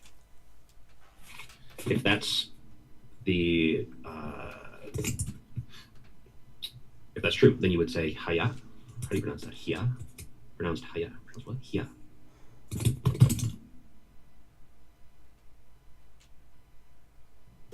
Hia. One quick syllable. Hia. Okay. Hia means yes. Okay, that's a useful expression. Yeah. Yeah. Means yes. Yeah, I would say yes is a useful expression. And how do you say no? Nah. Nah. Oh yeah, we would have guessed that. We would have guessed nah, because to say I don't speak is not. So Yeah, but you can't necessarily guess that. Because not all languages are going to use the same word there. It's not uncommon for languages to use the same word for negation in both contexts. But it is by no means guaranteed. Sometimes, like, we don't, in English, just to give one example, we do not say no as the, like, negative adjective. We don't say, I know speak Bengali. And we don't say not to negate something. We don't say, do you speak Bengali? Not. I don't speak Bengali. Like, you can't assume that. It's not, it happens, but it also happens that that's not the case. So, yeah or nah. Okay? So, it's been 23 minutes, first 23 minutes of Bangla, but here's what we know so far. You could say to me, Tony, you speak Bangla because you like languages. Yeah? Right? You say, apni ki Bangla bolen, karon apni ki bahasha pochondo koren? And I go, yeah. Yeah, I speak Bangla because I like languages. That's my first and only thing. Yeah, so, in this time, he could have just been watching. I don't know what exists for people who want to learn Bangla, to be completely clear. Actually, we can find out real quick. Comprehensible Input Wiki. There we go. We're going to just look this up. See what they have. Bulgarian. They don't have Bengali on here. Not surprised to find that there is a shortage of resources. That's very unfortunate. But if you had something that you could use as comprehensible input in Bengali, you would just, which probably exists someplace, you would watch that for 20 minutes. You would actually, on a certain level, be farther ahead. You would be able to say less. But you would be already developing the ability to say a lot more. Because the thing is, this stuff does actually take time, and you can't really short-circuit it. Yeah. At some point, you'll want to turn the notebook over and see if you can do it from memory. Am I there yet? I don't know. Ami helps if you program it into your hand, because then when you do your hand again, Ami. You program it into your hand. This is another thing. Like, you can't just assume that gestures that you're used to using are going to work the same way in different languages. Like, just to give one example, the way you point at yourself in Japanese is to point at your nose. And not to point at your chest like in other languages do. And there are languages where things can be insulting. Like, that kind of hand gesture in Italian can potentially be the beginning of fuck you. Like, so you can't... So programming yourself, as he puts it, to, memorizing it and memorizing some choreography of gestures is... I will say, combining the language with physical memory, not a bad idea in the, taken extremely broadly. But choreographing it with just some random, Anglo gestures is not necessarily going to be all that good, because you don't know if those things mean the same thing. Like, this in Japan, money. This means money. It does not mean okay. Or anything else. It means that is a way of talking about money. And stuff like that. So you can't, like, all of this stuff, it rests on all sorts of just completely untested assumptions about how languages work. Universals that he just kind of guesses might exist. Bangla bole karon ami bahasha pochondo kori. Salam user GZA. Good to see you.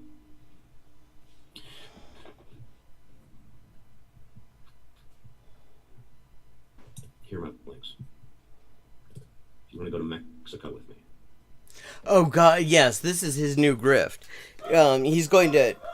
He's having, what is it? I forget what his term for this. But what it amounts to is you're buying him a trip to Mexico and you're taking him along with, you're going along with him to Mexico. So you're paying his way for a trip so that you can, I don't know what you get out of it other than you're traveling to Mexico with Tony Marsh. And maybe Tony Marsh, apart from, despite not, knowing shit about languages, is a perfectly pleasant traveling companion, but it does kind of sound like a little grifty. That's the link. In 2027. Video courses in Spanish, Portuguese, Arabic that I make. Wait, now he's teaching Portuguese? That's the link. There are so many better resources for all of these things. I don't know why you would... why are you going to pay him for video courses? There are free video courses for all of these languages. Especially Spanish, Jesus. That are going to be much more beneficial than anything that he's offering. It's with me. That's the link. Those are the links. All right, if you're just joining us, my first words, perhaps your first words in Bangladesh. Here's what we know so far. I is Ami. The language is Bangla. In fact, I have a much more convenient, a language travel option. You can send me money, and you don't have to leave your home. I will do the traveling. Just send me the money, and I will do the traveling for you.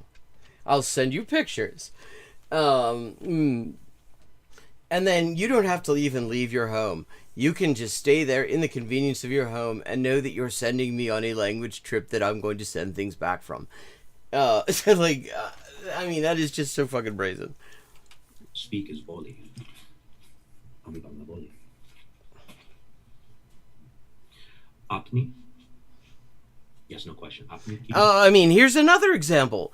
I don't know specifically with Bengalis, but there are a lot of cultures where pointing like this when you're talking to somebody is seen as very aggressive. The sort of thing that makes people think that you might be wanting to fight them.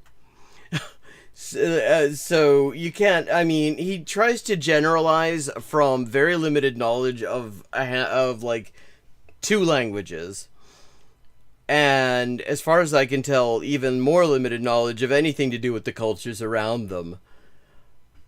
I have absolutely no idea whether Bengali culture is one of the ones where you really don't want to be fucking pointing at people like that. But it's definitely something that you should look into, not just assume that you can make these gestures, especially gestures directed at another person, without causing problems. That's something this is why you need to actually learn from learn the language and the culture together, because otherwise you only have part of the thing. Oh god, so much of this makes absolutely no sense. Okay, but it is time for a quick bio break. I will be back in just a few minutes.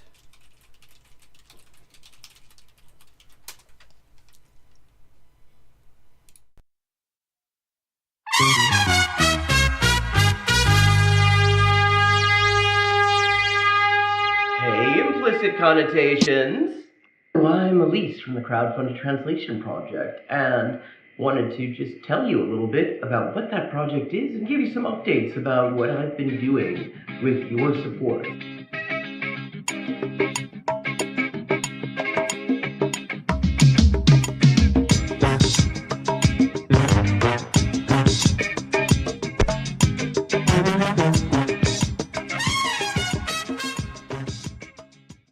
The Inessa Armand project.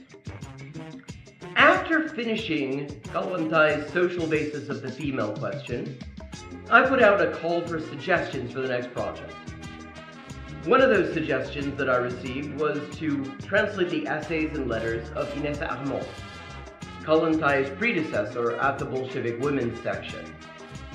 Suppressed by Stalin and never translated into English, Armand's writings enrich our understanding of the Bolshevik women's movement in the run-up to the October Revolution and the early days of revolutionary Russia. With your support, I have been able to translate all of her extant essays and am currently raising the last $1,950 to cover the cost of translating the remainder of her extant works, which at this point is just her correspondence. If you would like to support the project, all contributions are beautiful. You'll find links in the description. The Punto Final project is a project that is really just at its inception. Punto Final, for those unfamiliar with it, i.e. likely most of the people watching this right now, was a magazine edited by Manuel Caviese Donoso that ran from 1965 to the eve of the 1973 CIA-backed coup in Chile, and then from 1989 to 2018, publishing a grand total of 894 issues. In addition to being a platform for theoretical and ideological debate, they were also a source of excellent political journalism. Their real-time analysis of political developments in Chile, the rise of the Unidad Popular, the looming coup, and the limits of electoralism has aged extremely well, and is well worth reading for anyone interested in the period. The Indian left is sort of in a media bubble, and the Anglosphere left really doesn't do a great job of breaking that bubble and really building connections there. So the discussion that you hear in English about Chile, even in supposed left outlets, such as Jargon, often has little or nothing to do with the state of discussion amongst comrades in Chile. So this is part of my attempts to contribute to sort of breaking down that bubble and fostering some understanding of the thought amongst revolutionaries in Chile, both historically and currently. I have so far translated 7 articles, including a long read on electoralism versus armed struggle called Chile, the Ballot or the Bullet by Punto Final editor Manuel Caviese, and currently am working on various pieces of political analysis from the eve of the electoral campaign that would bring Salvador Allende to power, or at least to government. These include discussions of electoral versus revolutionary strategy and how and to what extent these things can coexist, discussions of US imperialist interference in Chilean politics,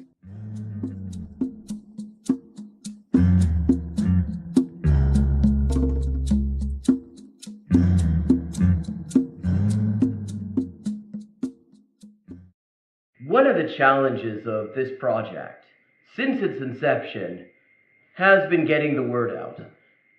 The billionaire-controlled black box algorithms that dominate our lives don't like small creators or small projects. Nor are they particularly keen on ideological viewpoints that are inconsistent with the whims of billionaires. What's more, they positively detest anyone who isn't paying for reach. And then they turn around and make it ever harder to do even that in a useful way.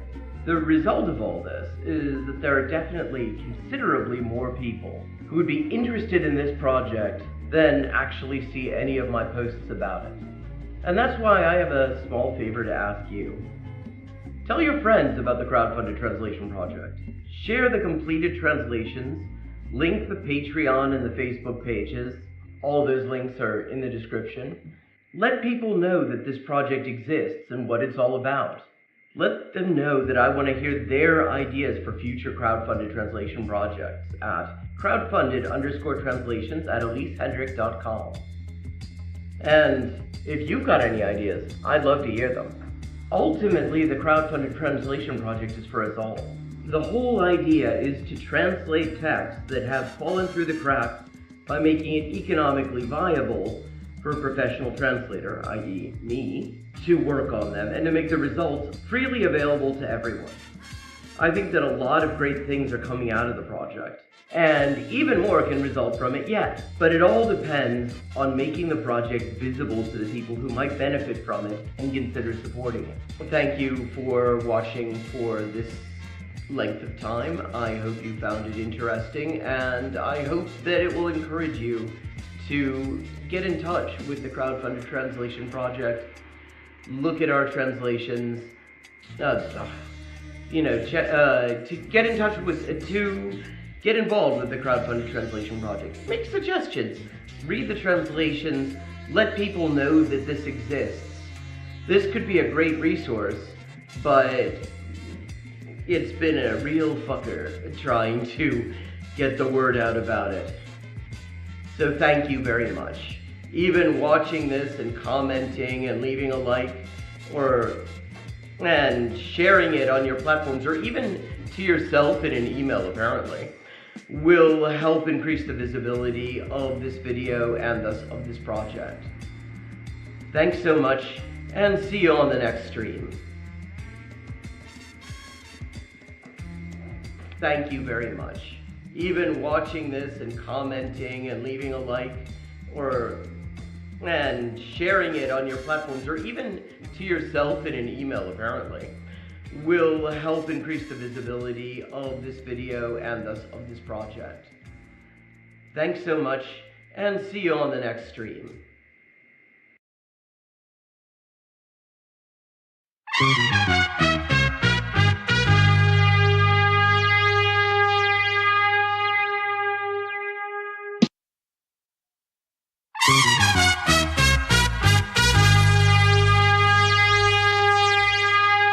Hey, implicit connotations.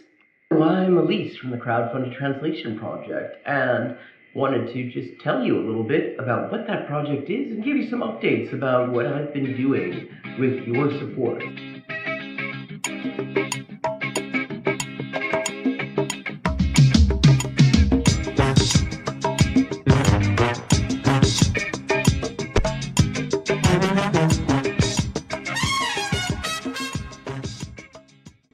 The Inessa Armand project.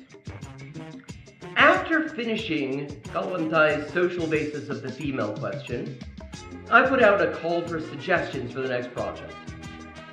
One of those suggestions that I received was to translate the essays and letters of Inessa Armand. And I'm back with my cup of tea, ready to resume. So I think I'm kind of done with Tony for today. And I will say once again, let me just sort of recap. As priming for engaging with input, I think there is potentially some utility to this. And that potentially, and to a very limited extent. But that's it. Like, the idea that you can actually learn languages like this is nonsense. And his definition of fluency is very, very unclear. But it doesn't seem to be anyone's conventional understanding of what fluency is. But okay. So we're gonna just switch over and look at something else. So there is somebody, like, for example, if you're trying to learn Arabic, there's somebody who can definitely help you out. I've been very impressed with his input-based videos that I've looked at on stream. Okay, so we have sort of a 24-minute video. She tried everything to learn Arabic. One thing finally worked. Apparently it's in Arabic, it's B2 level. We're going to have a look.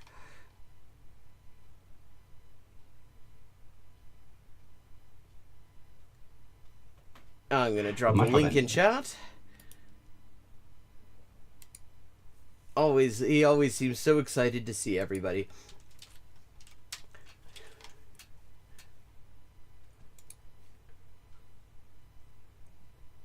أنا حسن، أهلا وسهلا بكم معي في Arabic. حسن is his name. اليوم عندي ضيفة جديدة.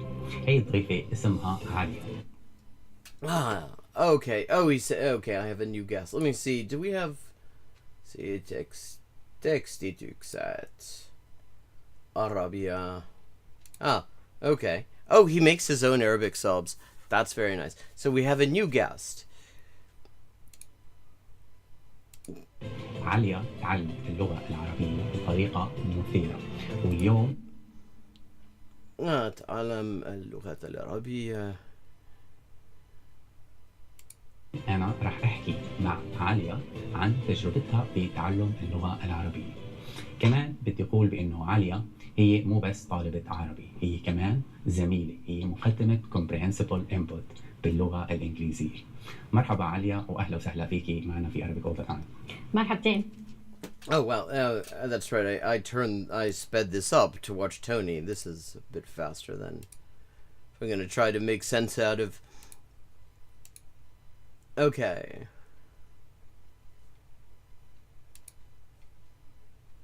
I definitely don't need Arabic to be sped up. I'm not that good at it.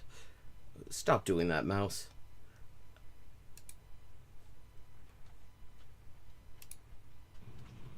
أهلا وسهلا فيكي. عالية ممكن بالبداية تعرفين عن حالك؟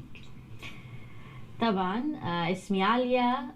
أنا من لوس أنجلوس. Okay, she's introducing herself.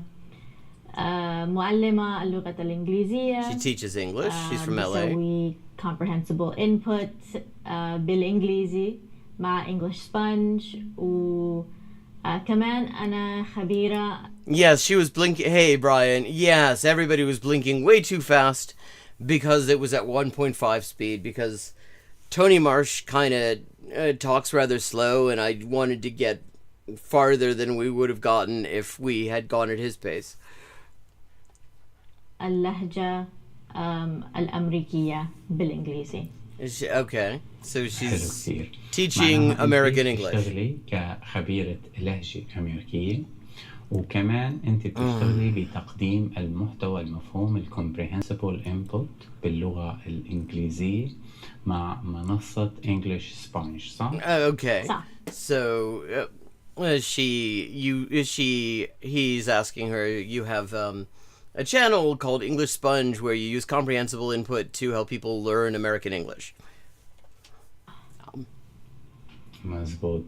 وعالية Lovely. كيف أنت تعلمتي العربي؟ Have you learned Arabic? بلشت بطفولتي لما كان عمري 6 أو 7 سنين. Okay, she started learning Arabic or trying to learn Arabic when she was 7 or 8 years old. وبلشت مع القراءة By reading. والسبب كان الدين. For religious reasons. القراءة لأقرأ القرآن. Yeah, she was trying to learn it by reading the Quran. Which I would have to say, as a beginning reader, that sounds very challenging. ما فهمت اللغة. She didn't understand anything. أنت معناها لما كنت صغيرة تعلمتي تقري العربي، كنت تعرفي تقري العربي بس ما كنت تعرفي عربي، ما كنت تفهمي اللغة. Okay, so yeah, he's just confirming what she was saying. This is, I mean, I have to say, I like the way he's doing this. I think that's really good because what he's doing, as I'm understanding it, and I'm quite happy with how much I'm understanding. Arabic is a language that I've been trying to learn for a while, and I've only really made headway in the past couple of years, really. But so what he's doing, I think very well, is she says things in Arabic, and then he's just sort of summarizing what she just said. So she was explaining her first attempts to learn Arabic, which came from reading, and specifically reading the Quran, and how she did not get really far there because she really didn't understand anything. And he explained, and he just kind of says all that back to her. تعلمتي القراءة بسبب إنه أنت من عائلة مسلمة صح؟ بسبب الدين الإسلامي صح؟ بالضبط. بس أنت مانك من عائلة تحكي العربي، مزبوط؟ But you couldn't speak مزبوط. بس عليا انت اسمك عربي شوي مو؟ اسمي عربي. عشان كل الناس بأسرتي وعيلتي عنهم أسماء عربي. Everybody in her family has Arabic names. هذا الشيء عادي كتير بعائلات مسلمة. لأنه استخدام الأسماء العربية هو شيء منتشر عند كتير من المسلمين. Okay, I'm gonna just... I've linked in chat for anyone who wants to see the whole thing, but I'm gonna skip ahead. We have... Okay, this is chapterized. I appreciate that. That is... I always feel bad. Because I appreciate chapterizing, and I'm just so fucking lazy when it comes to doing it myself. But here we go. So we're gonna skip ahead to survival Arabic.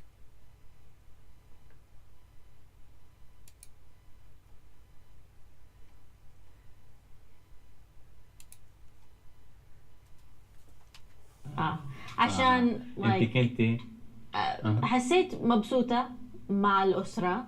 بس كمان عشان like survival. كان انت لازم تحكي العربي مشان ما في خيار تاني. هن ما كانوا بيحكوا غير العربي وانت كنتي عايشة معهم بنفس البيت، فكان لازم تحكي العربي. حلو كتير. وبعد شهرين بالأردن So, okay. So she, I'm going to just add information that I noticed when I was going through the chapters just now that we've skipped over, is apparently she went to Jordan to study. كيف حسيتي انت مستواك يتغير بالعربي؟ هل تحسن كتير شوي؟ كيف يعني؟ كتير She improved a lot. ما ممكن من A2 على B1 بالمستوى. Yeah, I like this too. And he is doing an entire Arabic ALG course. It was apparently he was inspired by Dreaming Spanish and how they do it and how well he apparently learned Spanish by doing it. So he decided to do it in Arabic because there really is not, I can attest to this myself, a whole lot of input-based Arabic learning material on the on the internet. So that is where he's coming from. I've seen some of the videos he's done for like beginner CI. He did one where he was looking at a clip from the Hitchcock movie North by Northwest and narrating it in really basic Arabic. He's really good at this. So I wish him well. I think it's a great project. And so I'm just curious to see what he's putting up there. بالمستوى. بشهرين ممتاز. هذا يعني من A2 ل B1 بشهرين بس. بالفصحى وبالعامية من 0 على من 0 على ممكن A1 A2. So she's saying that in her time in Jordan, she went from sort of like A2 to B1 for like Fusha, for modern standard Arabic, and for the local variant that people speak, she went from basically 0 to A1, A2. حلو كتير، جميل جدا. طيب انت معناها بلشتي اول مرة طريقة تقليدية كتير كنتي بس تعرفي تقري وما كنتي بتعرفي ابدا، ما كنتي تفهمي اللغة. بعدين رحتي بطريقة تقليدية اللي هي انت بلشتي تتعلمي بالمدرسة وبالجامعة ودرستي، بس يعني مستواكي كان لسه مبتدئ انت.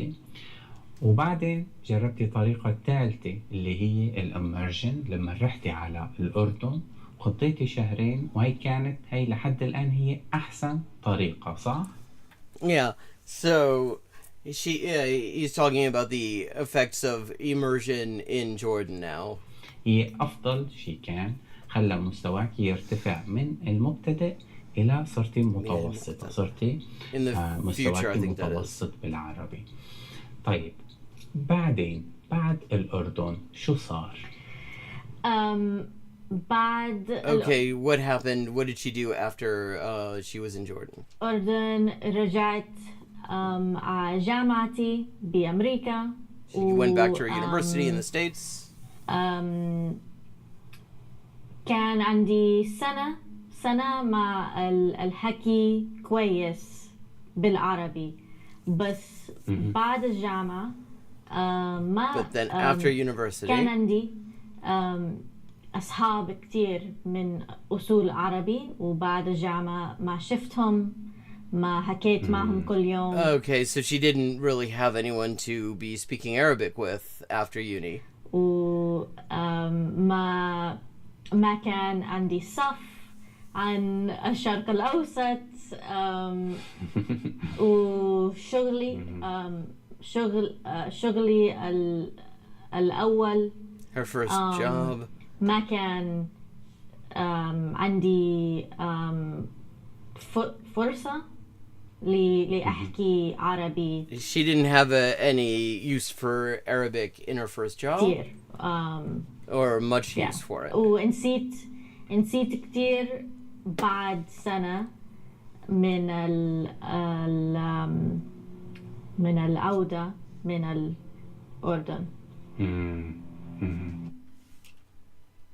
Okay, let's see.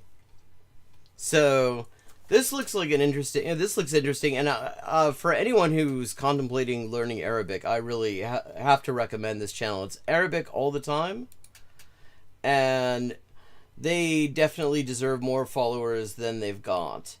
They only have like 6,000 subscribers at the moment, but it's a really quite good channel. Welcome back.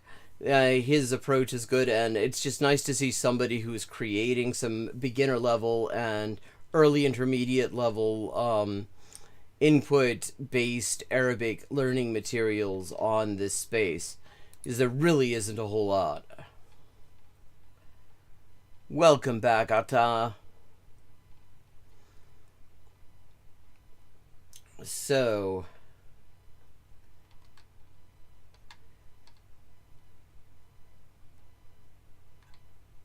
now, this is something that showed up in my Recs. I've never heard of this person who's talking. It's somebody called Gabriel Weiner.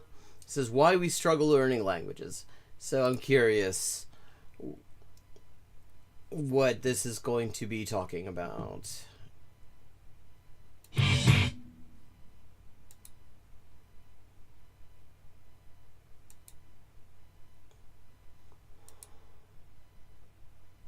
A guide to okay.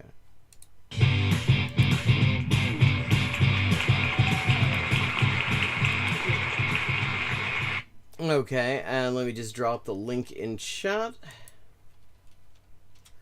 The Fluent Forever book. Oh, okay.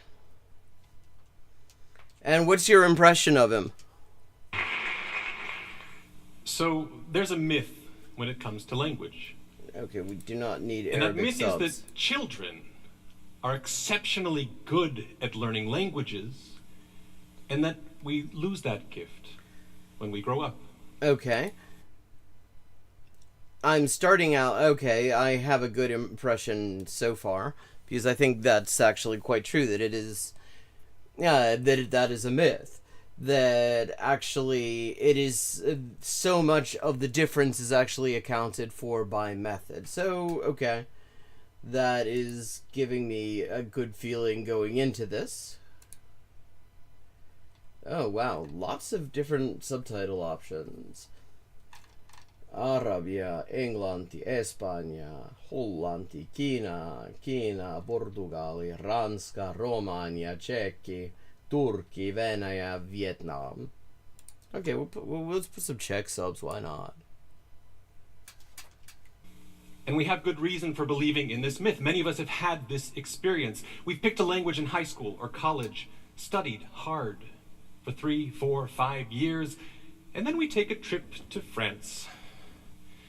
And we meet a 5-year-old French child, and she speaks way better French than we do. Oh, yes. And it's not fair. I mean, we have struggled so hard, and she has never worked a day in her life, and yet here she is correcting our grammar. Oh, cute start. And you're right. It's not. Český. Čeština.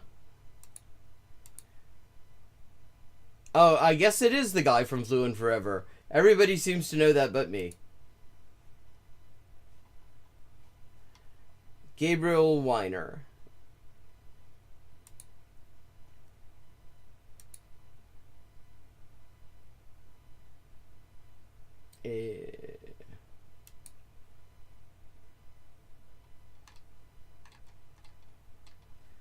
No Hungarian available. Fair. It's not fair because you're comparing yourself to a child who has had 15,000 hours of French exposure, and you have had 100, maybe 200, maybe 50. It depends upon how much of your classes were actually spent in French. Okay.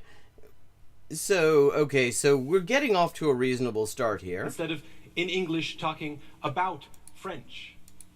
When you make the fair comparison, you take a 5-year-old child, transplant them to Spain, give them 500 hours of exposure there. Adult gets a job in Spain, 500 hours of exposure. What you'll find is that the adult beats the child every time. We are better at learning languages than children. Yeah, I would tend to agree there, because the thing is, people, there's this whole thing where people will be like, they will use this oversimplification, like, learn languages like a baby does, or something like that. And then somebody else will do a video who's like, why we don't do that.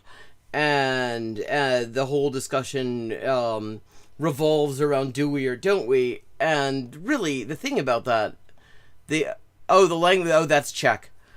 The difference is actually the advantages for people who are learning later in life, because you don't have to learn the concepts at the same time as you learn the words for them. Yes, he is talking with a great degree of passion. I mean, it's like he's doing it's like some sort of one-man show he's doing. Like some... Oh, You're smarter. what the fuck's my phone? We've learned how to learn. It's one of the perks of growing up. That's not to say there are no advantages to being a kid. There are 3. Between the ages of 6 Why the months hell and am I 12 getting months, in that spam tiny calls window, from the Elam Trucking Company? Sorry about that, everybody. I have put it on Do Not Disturb, as it should have been, because 99% of the calls I get are from people who are calling people whose number this used to be. Children can hear sounds in new languages in a way that we lose. Significant advantage there. Advantage 2, children are fearless. They will walk into any conversation, whether they know the words or not, where we will hold ourselves back. Okay, yeah, fair. Huge advantage. Yet neither of those 2 advantages outweighs our superior ability to learn. The third advantage of being a child is the advantage of time. We don't have 15,000 hours to spend learning French. Yeah, except, I mean, when you think about that, it's not like they're blocking off separate time to learn languages. That is just a part of what's going on when they're doing whatever else they're doing. And so, to succeed at this, we need something that works better than what children use. And to talk about what that might look like, I want to talk about some of my own experiences. I began my language learning journey with Hebrew in kindergarten and elementary school. I studied for 7 years, and at the end of those 7 years of study, I could read the Hebrew alphabet. Yeah, that sounds about right. So I tried again. In junior high and high school, I was fortunate. I went to a high school that offered Russian, of all things, with really good teachers. And so I took Russian for 5.5 years. I studied hard. I did well on my tests. I did all of my homework. And at the end of those 5.5 years, I could read the Russian alphabet. Yeah, sounds about right. I mean, he really puts a lot into the showmanship here. Are we gonna... I'm more interested... in the substantive part of this. Jsem si školu odsomněla hudební konzervator a myslel si, že divné, kdybych studoval jak operu, tak strojní inženýrství. Engineering? Wouldn't that be out there? And so I did. And one of the side effects of that is that I needed to take language courses. For that opera degree, I needed German, French, and Italian. And a friend of mine came to me and said, hey, you can get 2 semesters of credit in 1 summer at this school in Vermont. And I thought, that sounds great. So I signed right up for this program. And the way this program works is that you sign a contract on the very first day. It says that if I speak one word that is not German, if I write anything... Okay, that's going to be very difficult because there's so many words that are German that are not German. If I read anything, if I listen to a voicemail that's not in German, I will get kicked out of the school with no refund. That sounds unenforceable, but okay. I guess that sounds like fun. And so I went and I signed that contract and I realized that I didn't actually speak any German, and so I stopped talking. And someone came up to me and he said, "Hallo, ich heiße Joshua, wie heißt du?" And I said, okay, good pronunciation. And he said, "Hallo, ich heiße Joshua, wie heißt du?" And I said, "Ich heiße Gabriel." And I learned German that way. Yeah, okay. I mean, I will say the forcing early speech isn't great, but the overall idea... 7 weeks later, I could hold a solid conversation in language, and I became addicted to the feeling of thinking in a completely new way. And so I went back the following summer to reach fluency in German in 2006. Interesting that he chooses the Austrian... That's not just the Austrian flag, that is the flag of the Austrian Chancellor. I moved to Vienna, Austria to pursue a degree in opera. Oh, that's why. And in song.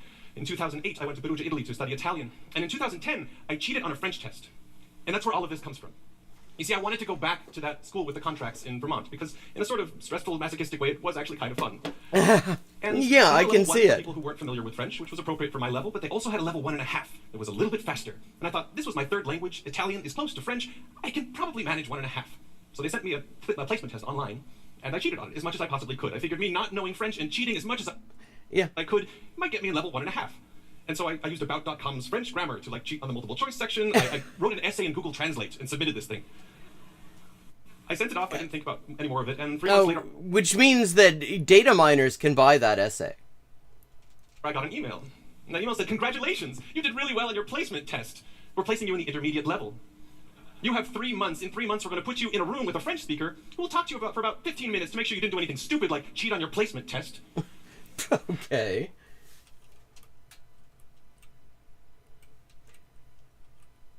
These space repetitions programs for is they use them with translations.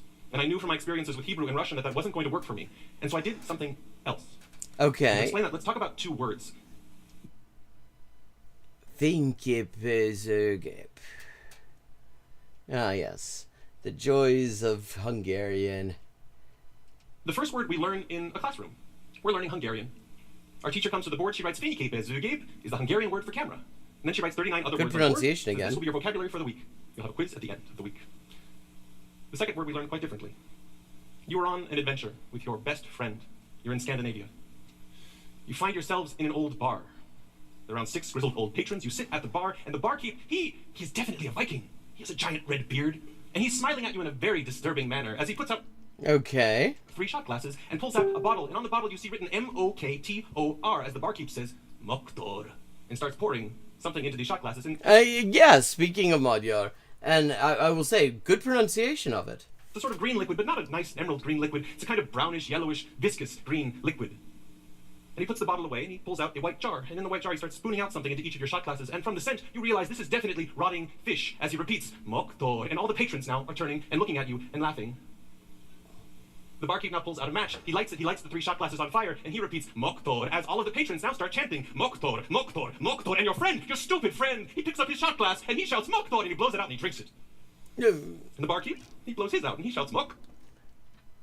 Yeah, Sziasztok is like hello to a plural group of people, and then Kívánok is I wish. So you say, like, for example, Jó napot kívánok.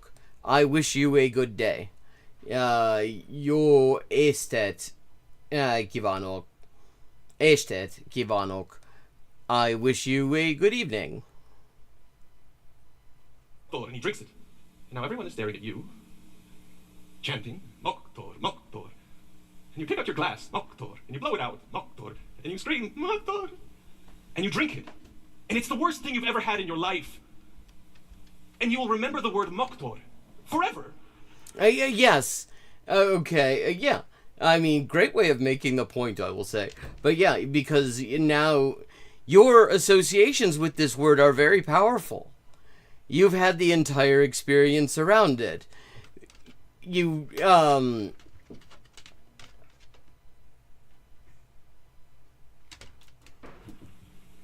Where you have already forgotten the Hungarian word for camera. Why? Memories are associations. fascinating things. They're not stored in any particular location in your brain. They're actually stored in the connections between regions of your brain. When you saw that glass, Okay, yes. Yeah, it's all about the associations and connections and links. you saw the bottle and it said Moktor, and the barkeep said Moktor. That sound and that spelling, they interconnected. They formed a memory. Those connections connected to other sounds, the sound of Moktor getting poured into those shot glasses, the sound of everyone chanting in the room, Moktor, Moktor. All of those sounds and that spelling, they interconnected, and they also connected to images. Yeah. Yeah, I mean, and to tastes and smells and feelings and stuff.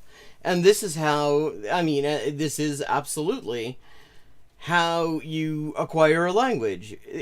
I mean, not necessarily by drinking fermented fish in some sort of highly alcoholic Swedish beverage, but I mean, that's not a way. That's not a way to do it. They connected to images of this green bottle. They connected to the shot glasses. They connected to this decaying fish. Bought it twice, as in you bought it in two different languages, or you bought it and then you lost it and you had to get it again. That is a part of that word now.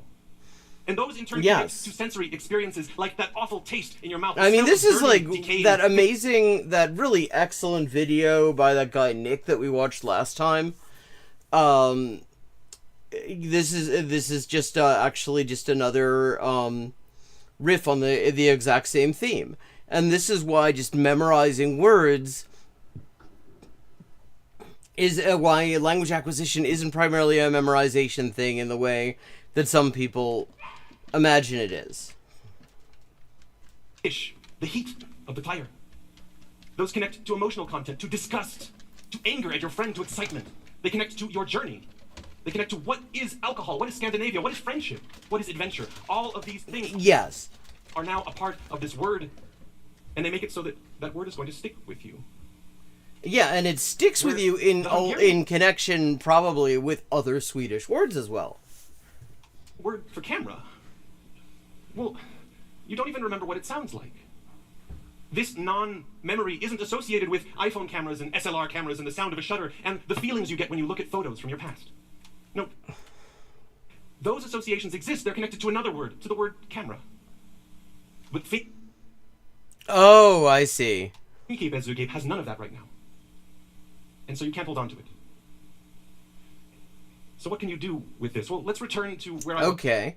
This is where I was really kind of interested. We're 12 minutes in.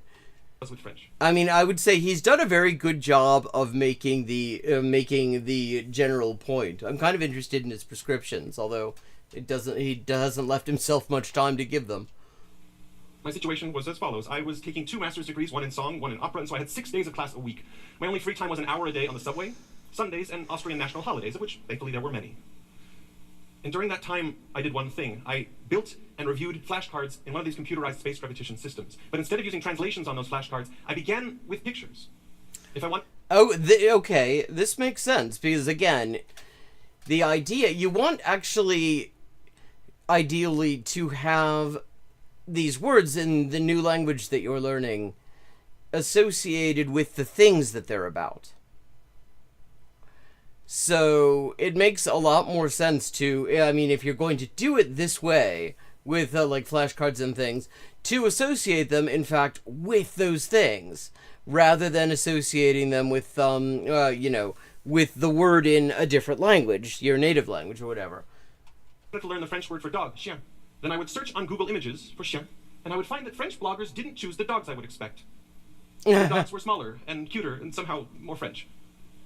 And so I used these dogs to learn chien and built a vocabulary out of these pictures from French bloggers. And as I built that vocabulary, I graduated over to sentences.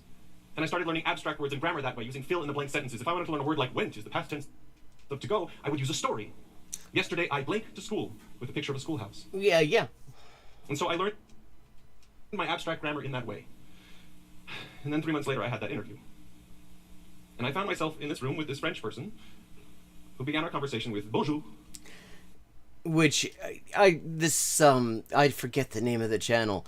This guy does, sort of funny videos about how French culture works. And he said that bonjour is sort of the on button for French people's brains. And I think that's a good way of putting it, because you can't skip over that step in France. And then the first thing that came to my mind was bonjour. And she started speaking to me in French, and I realized I understood what she was saying. And what's more, I knew what to say back. And it wasn't fluent, it was a bit stunted, but this was the first time I had spoken French in my life, and I was speaking in French, and I was thinking in French, and we had a 15-minute conversation, and at the end of this conversation, the teacher tells me, there's something wrong with your placement test. It says you should be in the intermediate level, but we're placing you in the advanced level. Oh, God, that... And so... I will say, actually, I mean...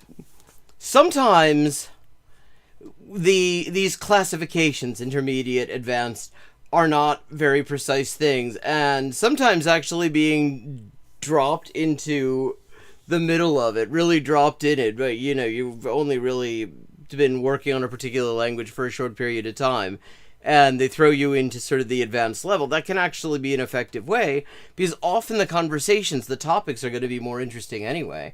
And you sort of just work up to it. 7 weeks, I read 10 books, I wrote 70 pages of essays, and by the end of that summer, I was fully fluent in French. And I realized that I had found something important. And so I started writing about it and creating computerized tools around it and tinkering.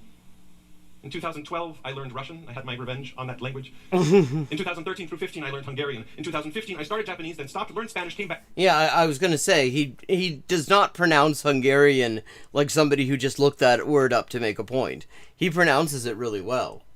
Back and started Japanese again, because Japanese is endless. In each of these experiences... Japanese is endless. I learned a lot. I learned ways of tweaking the system to find efficiency boosts here and there. But the overall concept has always remained exactly the same. If you want to learn a language efficiently, then you need to give that language life.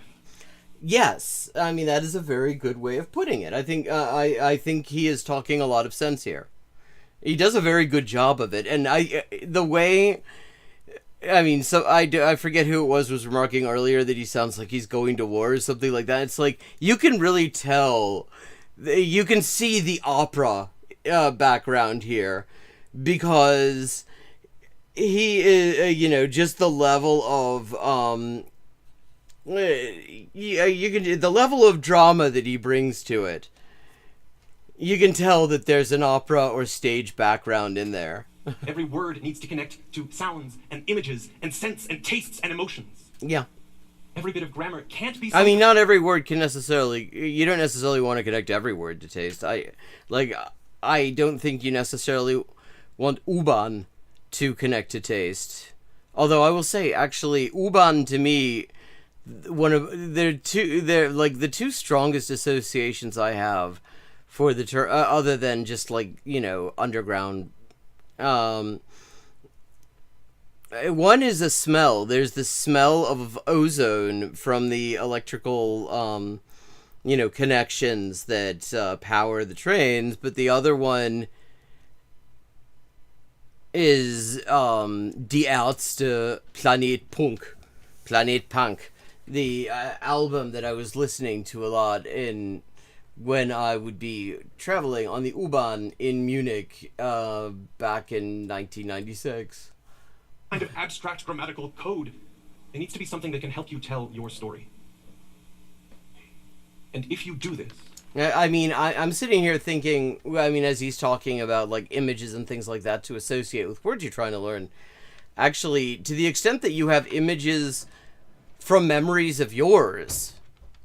from memorable experiences you've had that you would want to be talking about and bringing up these words and talking about.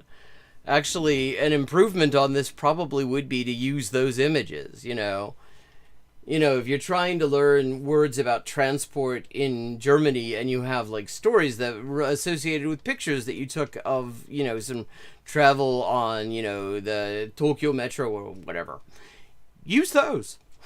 You will find that the words begin to stick in your mind. And the grammar, it begins to stick too. And you start to realize that you don't need some kind of language gene, some gift from God to accomplish this. This is something that everyone has both the time and the ability to do. I mean, I will say time-wise, I don't know about. Because you are dedicating some time to this that you aren't necessarily doing other things.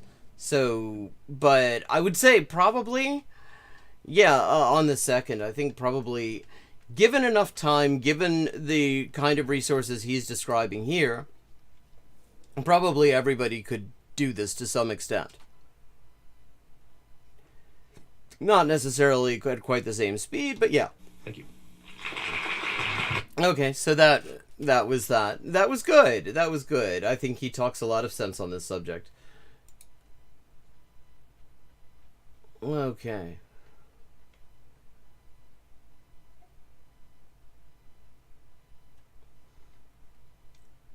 Now, I'm curious about this. This is Nick, the guy whose video on what we don't understand about comprehensible input was just so good that we looked at. He has, yes, we learn words without trying. And drop the link in chat. Let's see what he has to say here. Because, I mean, I think he is... Yes, we learn words without trying. When we're listening to the language that we want to learn, we don't have to be consciously aware. Okay, we can turn that off. Of everything we're learning. As long as we're paying attention and understanding what we're watching, our brain does the inventory work for us. This can be one of the most challenging things to believe when we sit down to learn a language. We have a general tendency to think that our brain only learns when we tell it exactly what it needs to. Yeah, I mean, I think fundamentally the people in this particular regard, the world is divided between people who have experienced this consciously and know how well it works, and people who have not experienced it consciously and therefore cannot believe that it works as well as it actually does. Oh yeah, hobbies and things you like to do in your time. Absolutely. I mean, that is one of the reasons I like to recommend as a source of comprehensible input how-to content. Like, you know, watch explainer videos on things you know well, but in your target language. Because it gives, first of all, it's going to be related to things that you think about a lot and that you like doing, and that you understand a lot, which gives you some assistance with the vocabulary that you don't understand, and it gives you associations with these words that allow you to connect that your target language to the stuff that you're going to be doing anyway. To learn. We treat our brain like a tool we pick up and operate, and we assume it sits there doing nothing until we explicitly command it to learn. We say, learn that, remember this, do that. Yeah. But this just isn't how our brain works, and in this video, I'm going to thoroughly demonstrate that unconscious acquisition is not just something our brain can do. It's the engine that allows us to recognize everything. Okay, this is looking like a very promising sequel to his last video. Exactly. Let's plays of games you know. That's another good example. Oh, speaking of which, you know that game Inculinati? I used to play it occasionally on stream. Really cute game involving weird medieval guys. Little real medieval marginalia that you get to make fight, basically. Great game. And the people who made that have made sort of a sequel to that, where you can create your own, you can design your own medieval marginalia, apparently. It's called Scriptorium. I haven't played it. It's apparently available on Steam for $10 at the moment. If I had $10 to spare, I would totally buy it. But I don't, so I'm going to wait on that. But it looks really cool. I mean, and they do the visuals in that are really beautiful.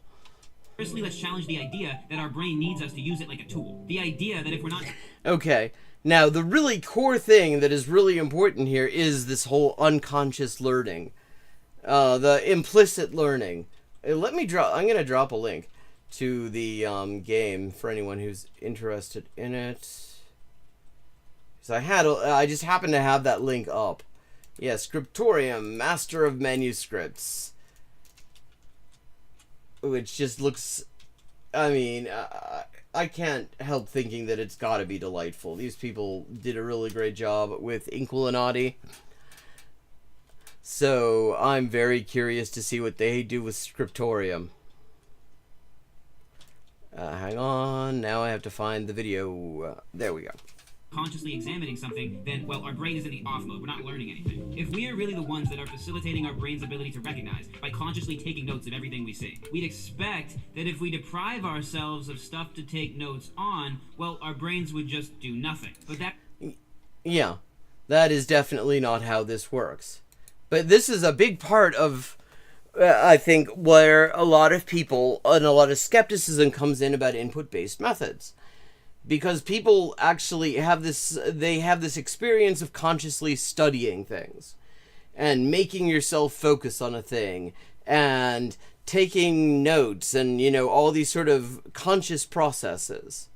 And they think that your brain, yeah, they think your brain isn't really learning anything if there isn't that sort of conscious focus on it. The idea that things get absorbed does not really come to them. It does not really make sense to them because it's just not there. It's outside of their experience. That's just not what happens, and there's a very, very strange experiment that proves this. You can do it in your house, but I wouldn't recommend you actually do this. There's a setup called Ganzfeld, where the goal is to give the eyes a completely even field of light with no structure in it. You can do it by cutting a ping pong ball... Ganzfeld. Oh, okay. I wasn't sure if this was a person's name or if it was, in fact, meant literally, yeah. Ganzfeld. Yeah, whole field. ...ball in half, taping the two halves over your eyes, and shining a soft red light at your face, usually with static playing through headphones. Okay. The goal is complete deprivation. Your eyes can't make out anything, your ears can't make out anything. After a few minutes of this, people start to see things, shapes, movements, and then often faces or entire scenes. Yeah. This tells us something about the resting state of our brains. Our brain is never sitting and waiting for us to hand it... Yeah, exactly. Your brain will entertain itself. I mean, this is part of why long-term solitary confinement and sensory deprivation can lead to psychosis, actually.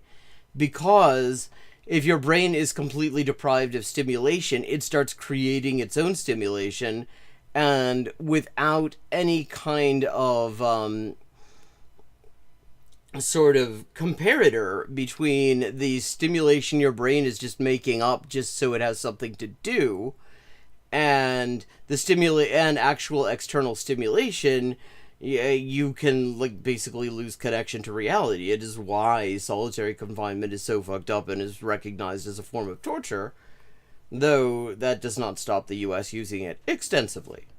Something to learn. In fact, it probably encourages it. Finding patterns is what it does by default. When we give it nothing, it's still running that default state, trying to find something to make sense of. It looks for the smallest, tiniest drop of a pattern it can find, and it builds a whole world out of it. There is no off state for the brain. Yeah. Yeah, I mean, and this is also why I would definitely agree with him that it is not recommendable to actually try the Ganzfeld effect, because it can fuck you up. This is why we've learned to recognize so many things that we've never sat down and consciously tried to learn to recognize. Yeah. I'll wait to continue the video after you check your phone. Did somebody just open Netflix?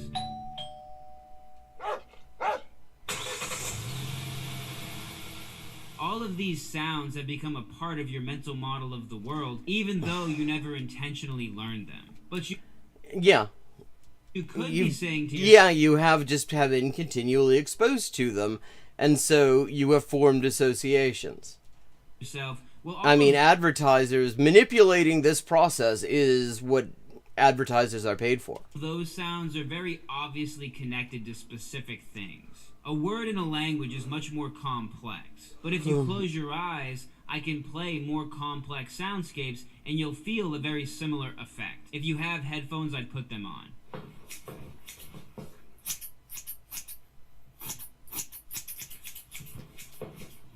Somehow, just by hearing scissors near your head...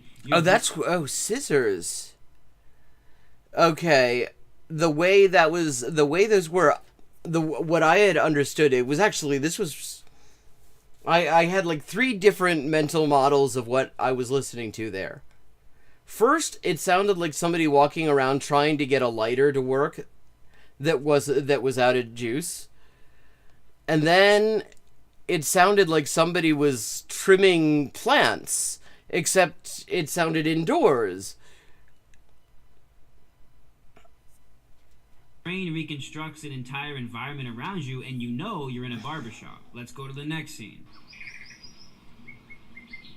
Birds chirping at varying distances. Where do you normally hear that? A forest. So your brain constructs a forest around you. Here's an interesting one. Unlike the other examples, this isn't that compelling. Of course, rain sounds like rain. But if we change the sound to this, I can actually make you feel like you've changed locations. That means... Oh, yes, that is rain as heard from in a car. And it's very interesting because if you don't know what the sounds are going to be, if you don't know what sound you're hearing and you have to make sense out of it, out of context, you go through a whole list of things, kind of, because... Initially, I thought, like, is this, like, background noise from a fighting game or something like that? You don't just know how to identify what rain sounds like, you can identify where you are. Like, you could use this.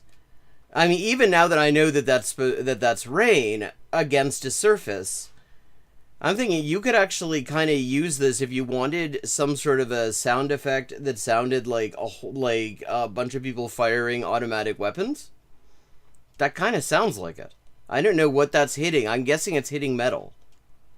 I don't think it's hitting glass or plexiglass or something like that, because there is a metallic sort of an echo to it. Interesting. By what rain sounds like. And that's a level of complexity that does mirror words. Nobody sat you down and explained to you what rain sounds like when you're sitting in a car. If I asked you to describe what's actually different about it, what actually changes in the sound, you look at me like I was crazy. You'd have no idea. It's just rain outside and rain in a car. Who knows the difference in the sound quality? That's what exposure builds. Yeah, I mean, that is true. No, I don't think anyone ever sat me down and explained the differences in how rain sounds, but you picked them up. You aren't actually consciously trying to. But you do, yeah. I mean, good analogy, I have to say, definition for trying to explain the concept of unconscious implicit learning, which is a big thing for a lot of people to grasp, because the trouble with it is, it's unconscious. You've done it a million times, but because you are unaware of doing it, it does not register. And so when somebody says, okay, we're going to leverage this capability your brain has to learn things unconsciously, people are like, what the hell? What are you talking about? We don't do that. That's not how we learn things. Because the only conscious memory you have of learning things is you doing it consciously. So the reason, when you get down to it, the reason people are often skeptical about the role of implicit learning in language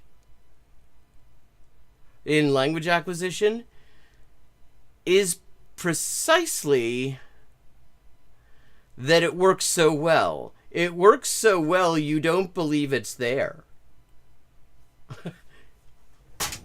I mean, it's a little bit like people point out about vaccines. Like, they're so effective that people think that the diseases just aren't so bad. Sight, but a recognition precise enough to catch differences we were never told to look for and couldn't explain if we tried. To understand what rain sounds like inside a car, you need to have a comprehensible experience. You need a situation with enough contextual density for your brain to connect the experience of being in a car in the rain with that particular sound. So we just introduced 2 technical terms. Let's define them. A comprehensible experience is simply an experience where you understand the majority of what's happening. Okay, good definition. Contextual density is how much the stuff around some unknown piece tells you about that piece. Never heard that Because you term before, but I understand like it. I think it's a worthwhile term in this context. very basic things like cars have windshields, rain hits windshields, rain hitting windshields makes a sound. You're able to connect the sound with the situation. Obviously, if I played you that sound, but you never actually been in a rainstorm in a car, you wouldn't actually know that that sound relates to that experience. I mean, unless, of course, there were other things that allow you to draw that conclusion. Let's say you've never been in a rainstorm in a car, but you've been in a rainstorm, say, in a tin shed, some tin, like some metallic building without a whole lot of insulation and soundproofing. Then you could probably say, okay, this is, then, you could probably generalize that and say, okay, this is the sound of the rainstorm in a car. What allows us to learn unconsciously aren't just things happening around us. It's having a comprehensible experience. And we have a comprehensible experience when the contextual density is strong enough to pour meaning into the unknown piece or pieces. And that might sound technical, but it's actually very, very simple. We're going to see that right now. What I'm going to Okay, what's the example? I'm curious. Because he's coming up with some good examples here, I think. Show you is how we can use situations with high contextual density to understand new words. I'm going to take an English word that you definitely know, change it to gibberish, read you 4 sentences with that word, and we're going to see if you can recognize the word simply from context. Okay. This is a challenging sort of experiment to put together, because it is very easy to come up with situations where the context could point in different ways. The word is neural. Don't try to reason about what the word means. Well chosen, because it sounds like it could be an English word. This is syllable structure that is consistent with English. Just try to understand the sentences. I didn't mean to knurl. The spider was just suddenly right there on my hand. She knurled so loud that the neighbors came outside to see what had happened. You could hear... I mean, there's a bit of interference going on because knurl sounds a bit like hurl. Hear the knurls coming from the roller coaster all the way across the park. Her throat was raw the next morning from knurling for help. As we can see, with high contextual density, we're able to basically perfectly understand the gibberish word. It probably is like a southern way of pronouncing. That's probably how in at least some parts of like the southeastern U.S. people actually pronounce knurl. Yeah, I thought it was. Without actually defining it. The context because people say rural in like a lot of the South. So knurl would actually kind of make sense. It's a verb. It shows us a woman can do it. It shows us other people can hear it. It shows us people do it when they're surprised. They do it when they're scared. It happens on roller coasters, etc. What's happening here... And it causes your throat to feel a certain way. The context around the unknown word poured in and made that unknown word more comprehensible. We didn't learn a definition. We just made an uncountable number of unconscious associations with that word. You probably don't know exactly why you understood it. I mean, I would say if you know what if you know anything about this because you have experience with the subject of like implicit learning and comprehensible input, then you understand perfectly why you understood the word.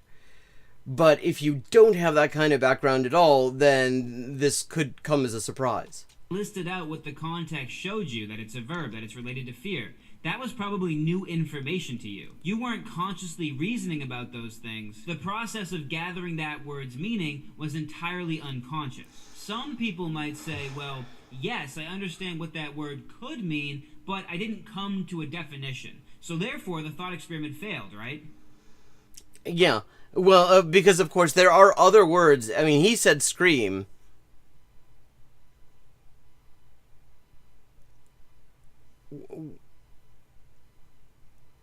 Is it? Now I have to look that up. Okay. Neural definition.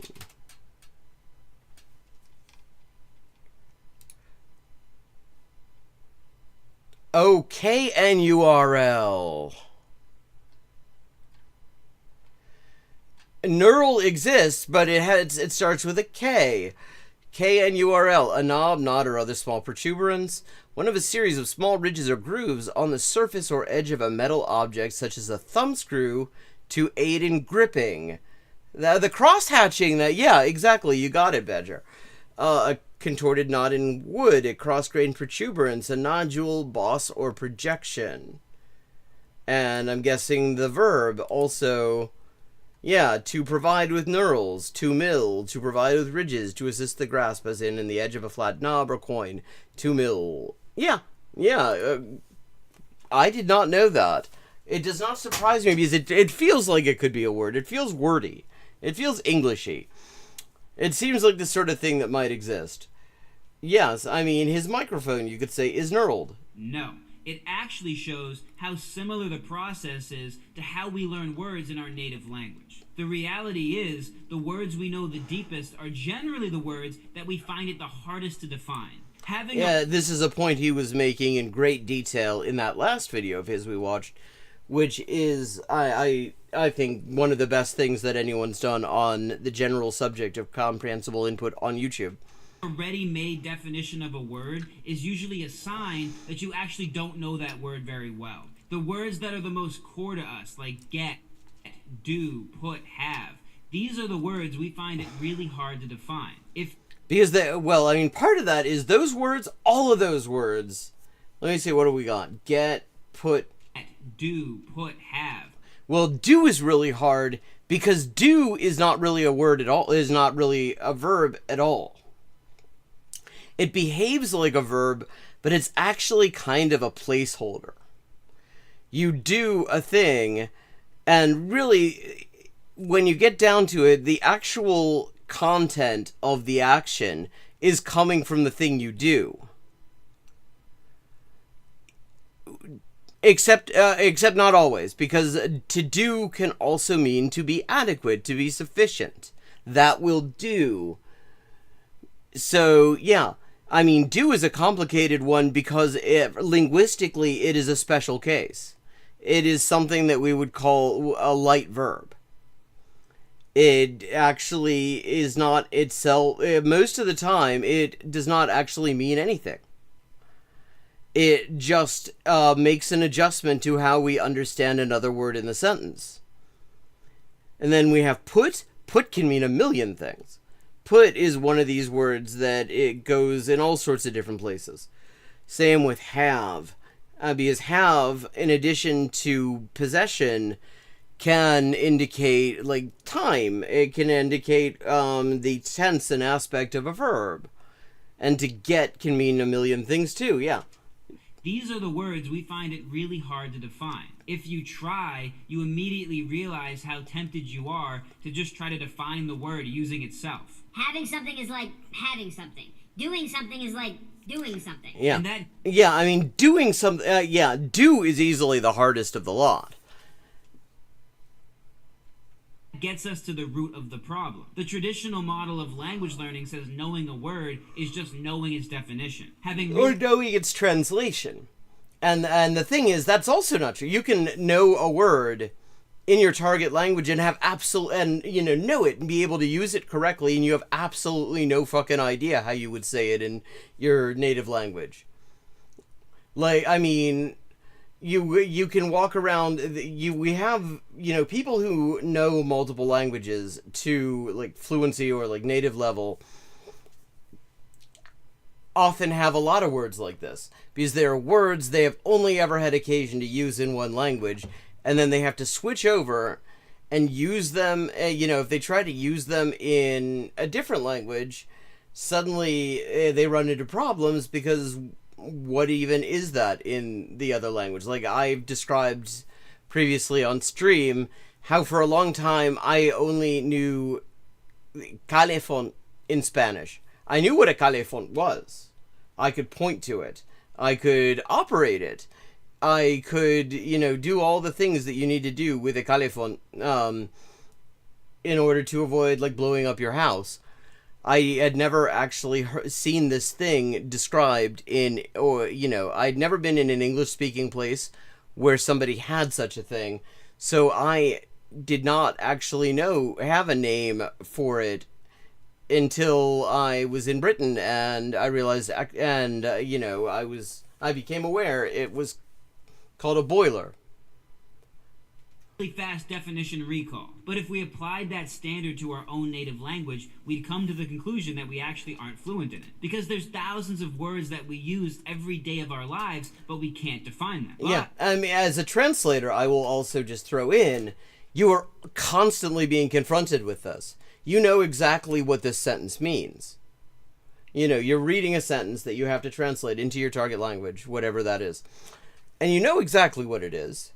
Like, you feel it. You feel the meaning and the vibe and everything deeply. But the minute you start trying to put it into, into a different language, like Japanese or English or German or whatever, suddenly you have to re-experience it. Like, what actually is this sentence saying? Suddenly you have to get to know it all over again in order to find a way that makes sense to say the roughly the same thing with the same vibe in whatever your target language is. Like, this is like, knowing a word does not mean knowing how to define it or even knowing how to translate it.